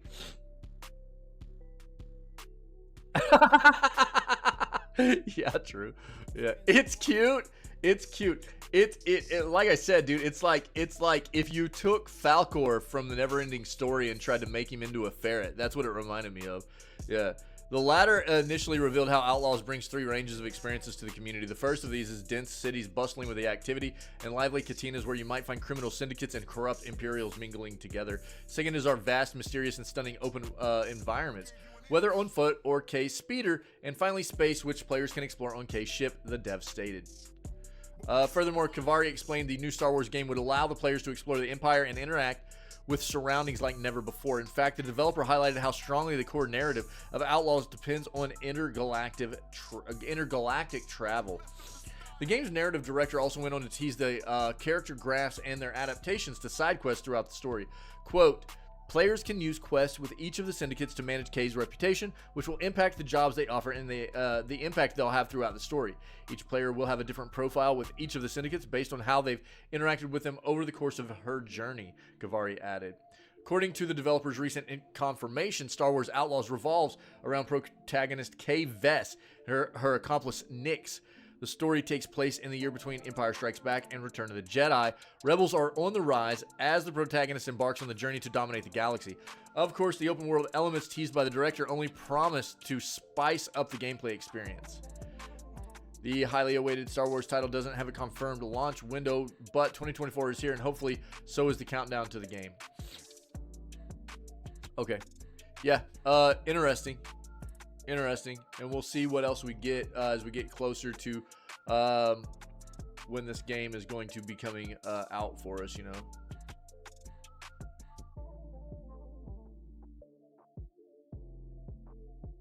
You totally see the Falcor reference? Yeah, dude. Yeah. Yeah. That's like after you posted it, I was like, dude, that reminds me of something. What is that? And then it hit me. I was like, bro, that's Ferret Falcor, dude. he thought it was a live here. Dude, that thing's like sectioned like a centipede. Yeah. What's up, Florida? How you doing, friendo? Happy Sunday. Xbox Game Pass is practically free in end of 2023 deal. Game Pass is practically free in a new end of the year deal. There's one requirement that needs to be met that will leave most Xbox fans out in the cold. Game Pass is available in 3 different tiers. One costs $9.99 a month. Middle tier is the most popular at $11.99 a month. And the third costs $16.99 a month. Those are US prices, by the way.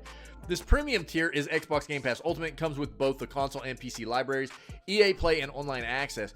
And at $17, it's a pretty good deal.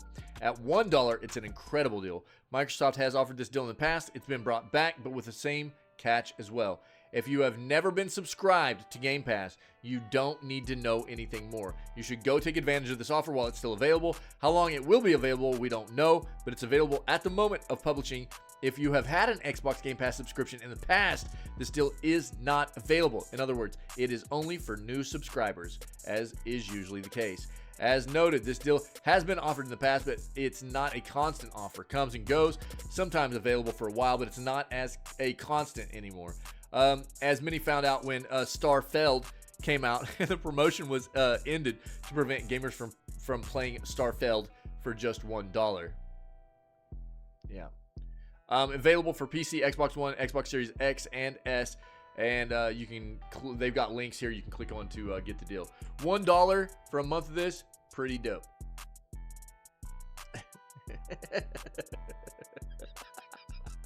Dude, you guys are funny, dude. Here you go. Giving away EA games. Yeah. So by the way, what they're saying here is that with the $1 for a Game Pass. Wait. No, that's not what they're saying. So thanks to the new countdown sale on the Xbox Store, 2 EA games are only 99 cents, while another is only $2. Normally, to buy all 3 of these games, you would need to fork over about $80. Substantial savings here, if so. All 3 games range from a few years old to roughly a decade old, as you would expect when you were paying candy bar prices for them. They're all technically Xbox One games. All 3 are playable on the Series X and S via backwards compatibility. Anthem. Hey, thanks, True.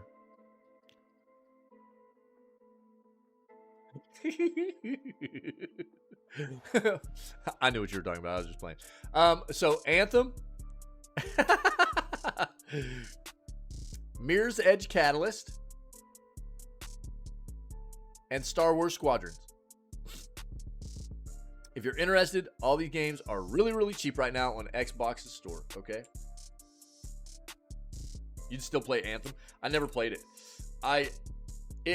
Everything I heard about the way it just got dropped and it wasn't fantastic on release and everything, and I just never got into it, never tried it. Yeah. But I've heard a lot of people say that they really enjoyed it, and it sucks that EA just dropped the game. We've talked about it before, I know. That's another one of those games that, dude, they marketed and hyped up the crap out of that game, and then just let people wallow in the disgustingness of what EA does. Can I get an EA gif, you know?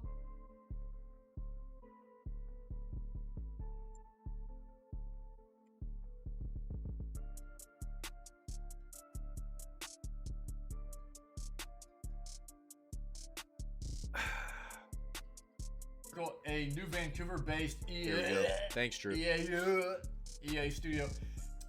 EA. Sorry, guys. It's so hard to say that without wanting to throw up. Perfect, dude. Perfect. Load screen hell, yeah. You know what's crazy, dude? You know what that sounds like? Sounds like Starfield. Yo, that's one of the things they keep talking about right now. Which the load screens aren't going to be terrible in Starfield as long as you have like a solid state drive. But they have said, yeah, Starfield. That's one of the big things that people have been talking about with Starfield is that it's just constant loading, dude, all the time. Just loading all the time, everywhere. Yep. People have not been fond of it. And while I'm sure it doesn't feel nearly as bad as something like Anthem did, because Anthem was mainly probably played on like HDDs. When did it release? When did Anthem release?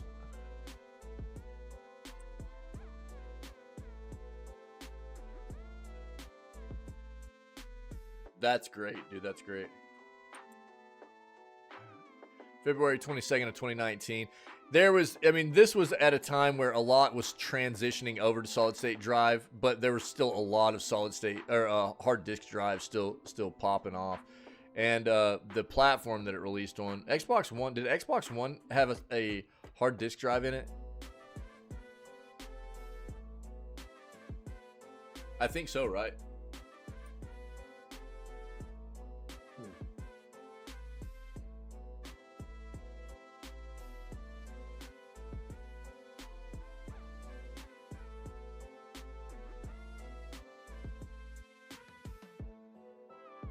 I think that Xbox One released with a HDD.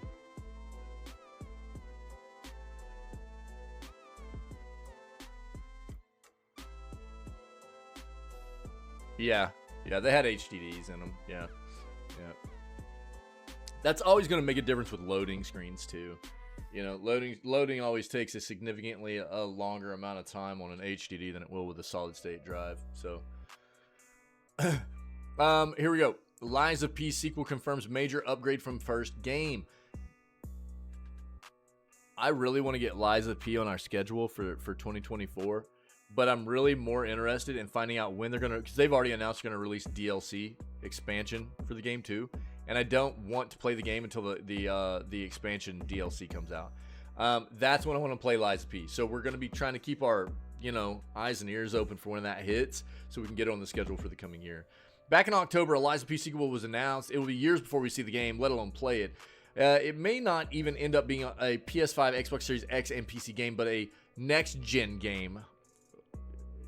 Whatever the case, fans of the first game can expect substantial improvement thanks to the first game's commercial success, which should lead to a bump in budget. Should also expect a substantial improvement because of a major upgrade that has now been confirmed. When Lies of P was released by NeoWiz Games earlier this year, it was released on the back of a UE4, the engine it was made on, and an engine that is quite dated at this point. We haven't seen much of UE5 yet, but it looks like a massive upgrade. According to a job listing out of NeoWiz, the sequel will be making the jump from UE4 to UE5. That just makes sense. Yeah. Job listing doesn't divulge much else, so there's not a lot to take away from that. Lies of P doesn't hide the fact that it takes heavy influence from the Souls-born entries of games, placing the puppet protagonist into a bleak scenario meant to cause players headaches in its overall difficulty. Luckily, NeoWiz and Round 8 Studio clearly brought their A-game when it came to this dark masterpiece, weaving a tale that stands toe-to-toe with the FromSoft entries it was based on. I was watching this game for a long time through the development process. I was really, really interested in the premise. What were we playing at the time this released? I didn't get to play this on release because we were playing something else. Oh, you haven't even seen all the. Have you seen? Fair? Did you get to see the new? We got some new filters in, dude. I put a couple of new filters in last night. But I'm so sad. Look at how sad I am. Jesus. terrible. I've got a horrible sad face. um, so I'm really glad this game ended up being good. The premise behind it seemed really interesting, and apparently it's a very, very, very good Souls-like game. And oh yeah, dude, there we go. What do you guys think? I love how well it does with like climbing over your face while you like turn it around and stuff, you know, move your face. It's got a little bit of some crazy stuff going on over there by my hair because of the lights and stuff, but it does pretty well. It does pretty good.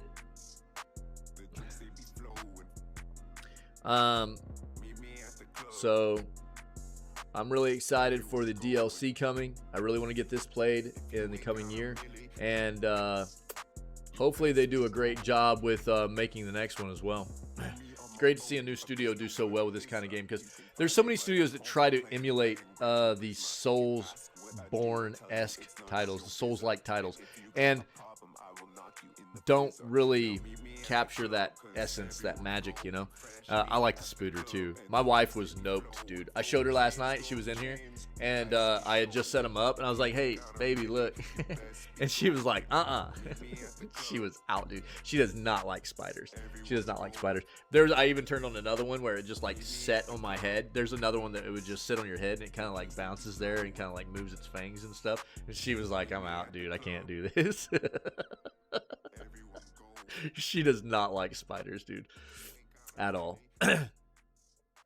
So seeing a company do a great job at you know, capturing the magic of the what From Software has gotten so good at, you know, and especially their first major game, is really nice to see. And hopefully it's a good look at what's going to be coming next from Neowiz as well. Yeah. Oh yeah, the Twinkle Hands. Yeah, I want to get her. We're gonna be doing Twinkle Hands. Twinkle Hands. Yo, the stars played it. Yo, check this out.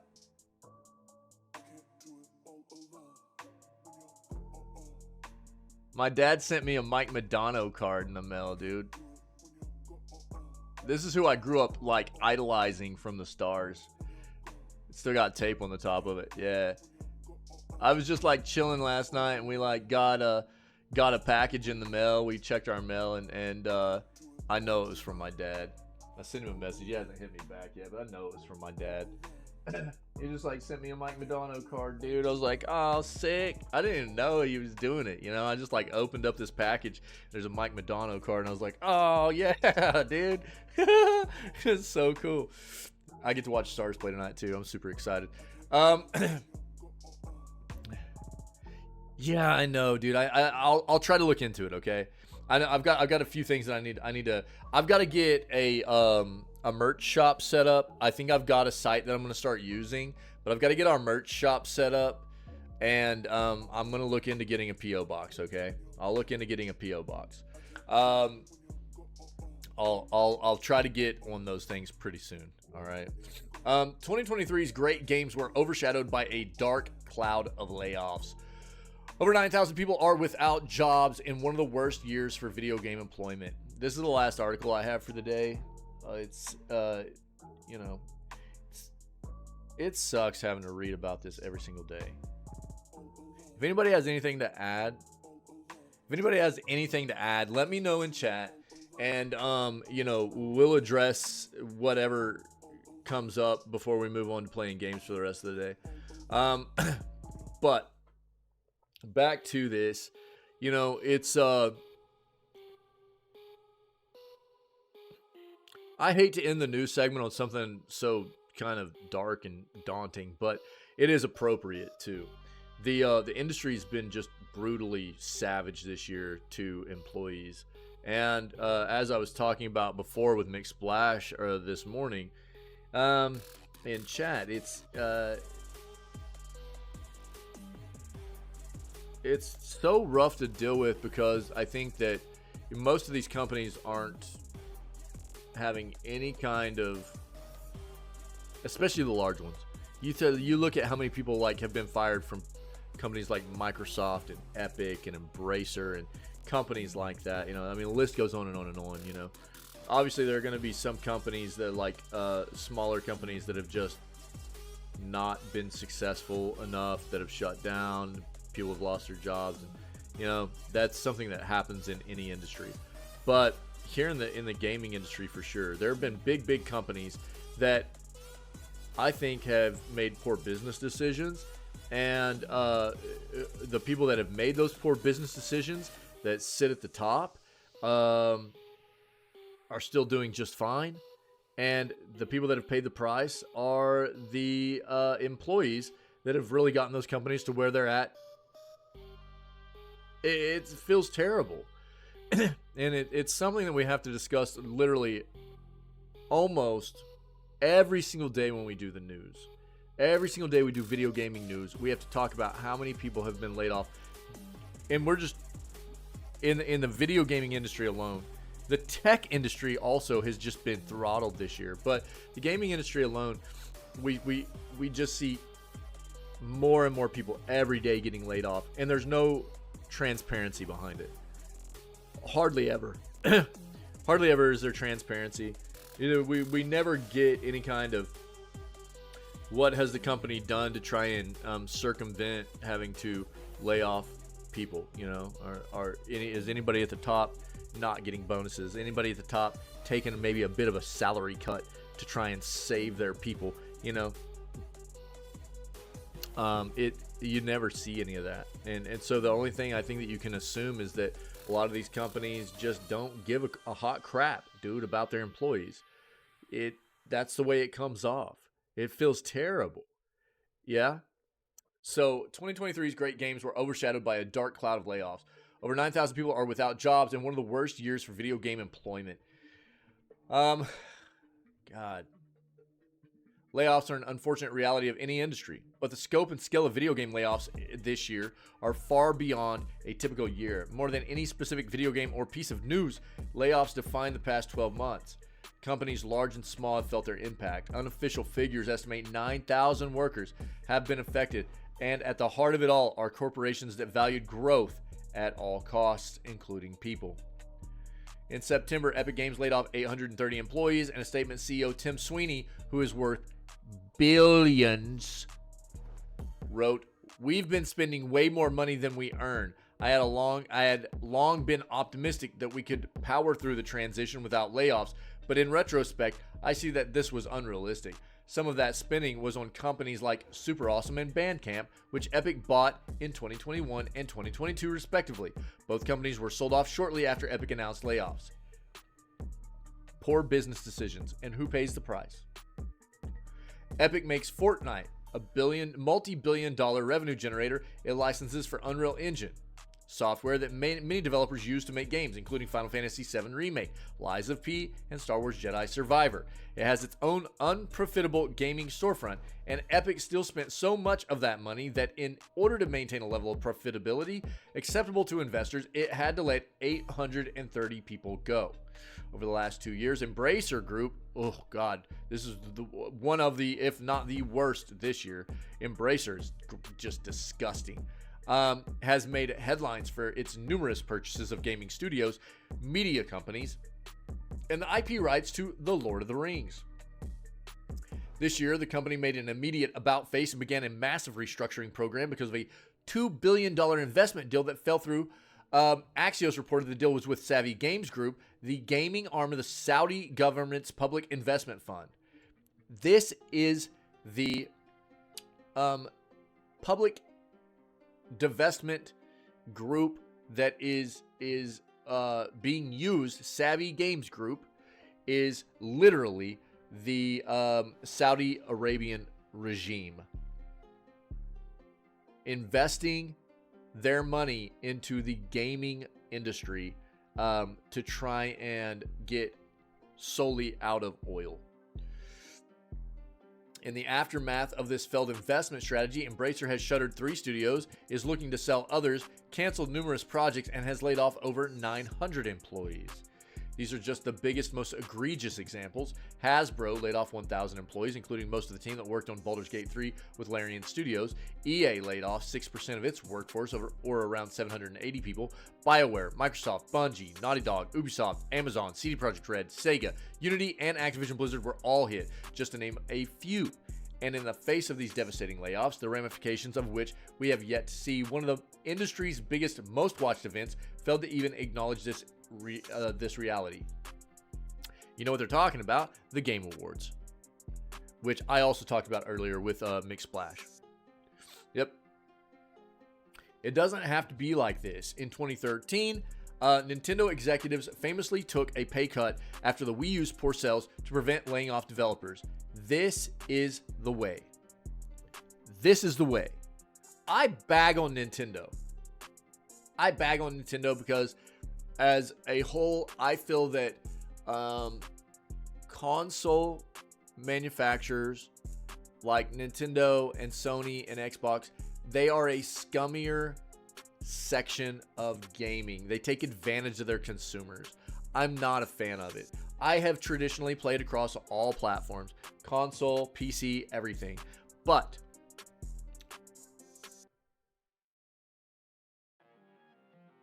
I will shout out a company whenever they do something that is right. And back then, we're talking a decade ago, Nintendo did the right thing. And this is what I've been talking about. Like I prefaced this article with, this is not something you see anymore. You don't see this. Nobody's being transparent with what's going on. Nobody's going, look, we screwed up. The people at the top made some bad business choices. And so the people at the top are going to pay a bit of a price. Maybe not, have quite as much, luxury in their lives as they normally would, so that we can support the foundation of our companies being the employees, the people who put in the time and they work to actually get us to where we are and have always been the basic foundation, the real substance of what our company is, right? You don't see this anymore, man. You don't see this. And so the only thing you can assume is that nobody cares about their employees.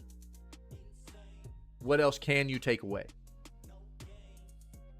All they give a crap about is living, their upper management, their board, their CEOs, all that are living a life of luxury, and they are looking at their employees as expendable. Quote, if we reduce the number of employees for better short-term financial results, employee morale will decrease. Instead, this was a quote from Nintendo when they did this back in 2013. Said then Nintendo president Satoru Iwata in an investor relations Q&A. Quote, I sincerely doubt employees who fear that they may be laid off will be able to develop software titles that could impress people around the world. Yep. This wasn't the only time either. 2 years prior, in 2011, Iwata and Nintendo's board took pay cuts after sluggish sales of the 3DS prompted Nintendo to slash the handheld's price. Nintendo developer of some of the highest quality video games ever made is saying here, in the long run, it is far more important to prioritize people over profit because those people will be better incentivized to make good games. What a notion. As of September, Tears of the Kingdom has sold 19 million copies, more than half of what Breath of the Wild has done in the 6 years since its launch. That success, the kind that had game developers, journalists, and players losing their minds over the game's bridge physics, is in part because the development teams between the two games remained largely the same. Retention is how institutional knowledge is preserved and passed down. It's the best way for developers to get promoted and making space for new people to enter the industry. Unionization can also protect developers in the event of layoffs. The effort to unionize studios continued this year, with some developers at Sega, CDPR, Avalanche Studios, and ZeniMax all voting to form unions this year. None of this is to say that layoffs should ever happen. But the scale that we've seen in 2023 certainly shouldn't. That's exactly what I've been getting at too. This is not a situation that we're dealing with in the industry where it's been like a progress review. Yeah, McSplash.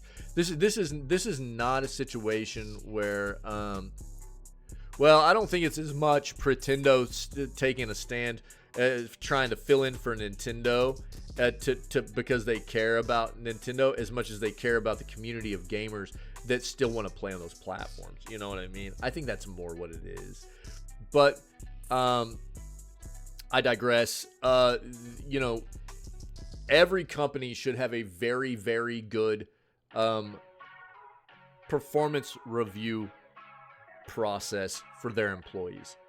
If you're not performing your job, if you're not carrying your weight in your career and doing right by the company that is paying you to do your job, you don't deserve to continue to work there, right? That's the way it goes.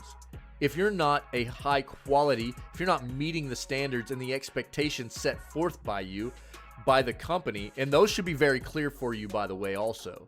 You know, the company has a job of setting standards and expectations for you. And if you're not meeting those standards and expectations, you have to expect to be let go. But that's not what we're talking about here, right? This is not the situation. We understand that in any industry, there's going to be an amount of that kind of stuff that happens. Trimming the fat, if you will. You know, getting rid of the people that aren't holding their own.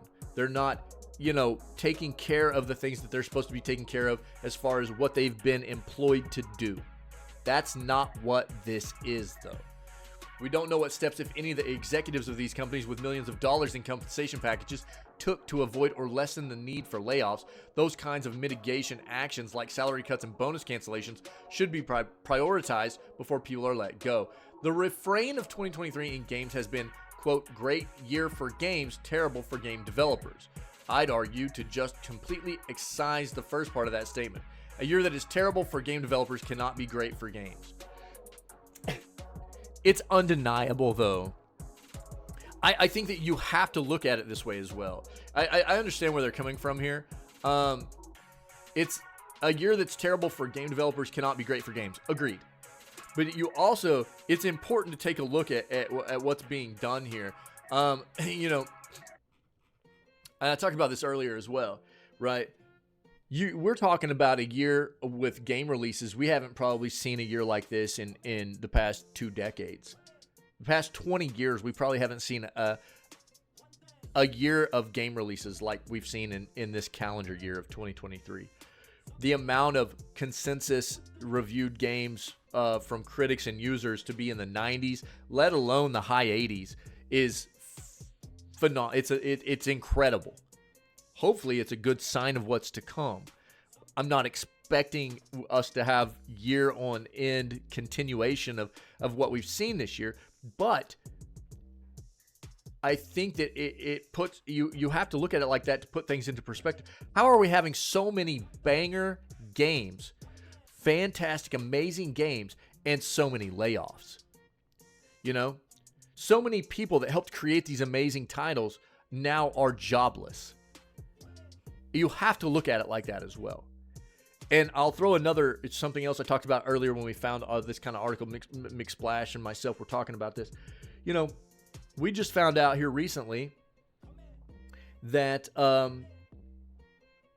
Sony is pressuring or has pressured Insomniac to fire people, to fire employees. Insomniac being one of, if not the best first party, and I'll say one of, because I don't know that they stand above like somebody like Santa Monica Studios, but one of the best first party studios under Sony and PlayStation. We just found out that Sony is pressuring them, or has pressured them, to fire employees as well. I think it's already happened. And then we find out right after that, Sony has publicly announced that PlayStation is having another record-breaking year. Sony PlayStation is having another record-breaking year, and they are pressuring one of their best first-party studios to fire people. Quite possibly, Ferret. Quite possibly. I mean, it doesn't compute, dude. It doesn't make sense. It's a terrible thing to watch. I've talked about it over and over and over because the entire year that, you know, and we do video gaming news segment every single day that I'm live and streaming. We always start off with this before we play games all day long. And I literally, about 80% of the news segments have been riddled with talk of this, new layoffs. You know what I mean? And it's unavoidable, and it's appropriate that we end. This is the final news segment for us of 2023, and it's appropriate that we end it on this kind of article. It wasn't planned, and I didn't plan it this way. It just, and this is a very well written article by Ash Parrish. Thank you. That's a great. Let's just give credit where credit is due here. This is a fantastic article, and it's the same kind of sentiments that I've been trying to elaborate on for the majority of this year. And so many other people in the industry have been trying to, you know, bring attention to and awareness to. It's disgusting. It feels terrible. And as I tend to do all the time, because we address this same issue all the time, you know, for all the people that have lost their jobs, obviously, we're talking about this specifically because we've come across it in the video gaming industry. But anybody, I don't care what industry you work in, if you're dealing with job loss, it's a terribly, brutal thing to deal with. It's horrible for mental health. And, I just hope that anybody that's dealing with job loss right now, you find something soon that is a better fit than what you had previously. It is more fulfilling. And the grass is greener on that front for you on whatever comes next, okay? It's terrible to see, and good Lord, I hope that 2024 is a better year all the way around on this front than 2023 was, because it's been a brutal look. It's been hard to see. It's been a very daunting thing to have to read every single day almost in the news.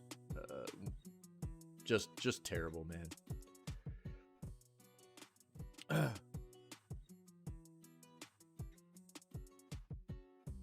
Try to get away from the I mean, it's, we'll try to lighten the mood a little bit, but it's appropriate, to discuss these things and to raise awareness. I think, we've got to raise awareness about what's going on here. It's not a good look at all. But final news segment of 2023, and it was a banger, man. Thank you guys. I appreciate it very much. We're going to move on and play games for the rest of the day. Let me just go ahead and say the same thing that I said, whenever I started the stream off this morning, which is thanks everybody for the amazing year. I can't believe that this is, already the final day of the year. Time flies when you're having fun, man. I have fun every single day. Even if you guys think I'm not having fun because I'm playing a hard game and I'm losing my mind, mauling out about dying over and over or something, I'm having fun. I'm having fun because I'm getting to hang out with amazing, beautiful people every single day. I always enjoy what I do. I'm so very fortunate to have the opportunity to do this, to immerse myself in the world that I love, both playing games and doing the news and everything, and to just spend time with awesome people every single day that are a part of this community. You guys really do make the dream work, man. It's been an amazing year, and I cannot wait for what 2024 has in store for us, man. So thank you guys very, very much. I appreciate it.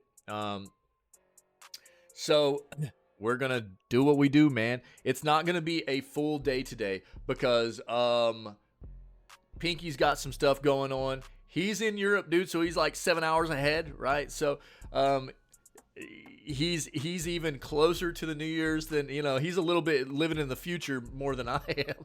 I'm living in the past, man. So I'm going to only be going until lunchtime. This will probably only be like a total of about a 5 to a 6 hour stream, something like that. Normally we go 8 hours average. This will be a bit of a shorter stream. We're going to be spending some time with family tonight. And tomorrow the stream will be down. No live stream tomorrow. I'm taking the day to spend with family just so we can relax. We didn't get to do a lot of just immediate family relax time for Christmas. So my wife and I and the kids, we're just going to hang out and relax for tomorrow. My wife's off. So hopefully everybody understands. And what a banger of a year, dude. But just so everybody knows, bit of a shorter stream today, no stream tomorrow, and we'll be back on the 2nd to start working on our schedule for 2024's games that we're going to play, okay? We've got a few to finish up. We've got to finish up BG3. We're not that far away, I don't think. We're going to finish up BG3. We've got 1 day left of Alan Wake 2, and we've still got Fallout New Vegas that we'll be sprinkling in to get that taken care of. But we're definitely on our way to getting the schedule fleshed out for all the games we're going to play for 2024, starting whenever I get back the day after tomorrow, okay, on Tuesday.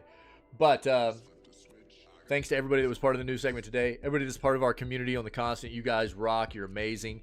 To anybody that is not familiar with what we do, whether you're seeing this live now or as a VOD later, we are live normally 6 days a week. We take every Wednesday off, but normally 6 days a week, and we start at roughly 6 a.m. CST CDT if I can get my butt out of bed.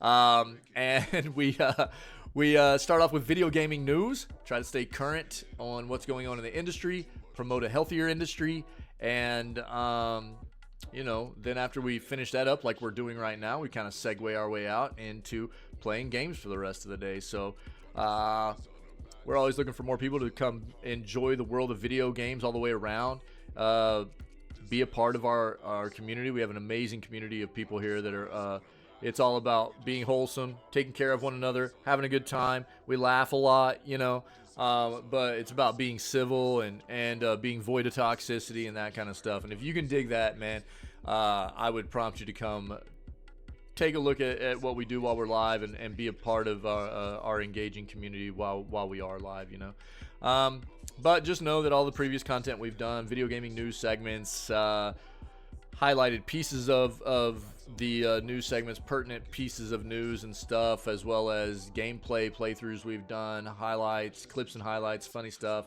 that's happened while we play games. All that kind of content is on the Twitch channel and the YouTube page, so go take a look, and we'll be looking forward to having more people come be a part of what we do when we're live, all right? So other than that, man, thank you for the amazing year. It's been a great 2023. Cannot wait to start 2024 off. Until we do video gaming news again on January 2nd of 2024, stay healthy, stay safe, be kind to one another, okay? And I'm going to run us a bit of an outro real quick just to kind of sum up the news segment. Stream's not going down. I'm not going anywhere. As soon as it's over, we're going to start getting ready to play some Baldur's Gate 3 with My Name is Pinky. You guys rock. I'll be right back.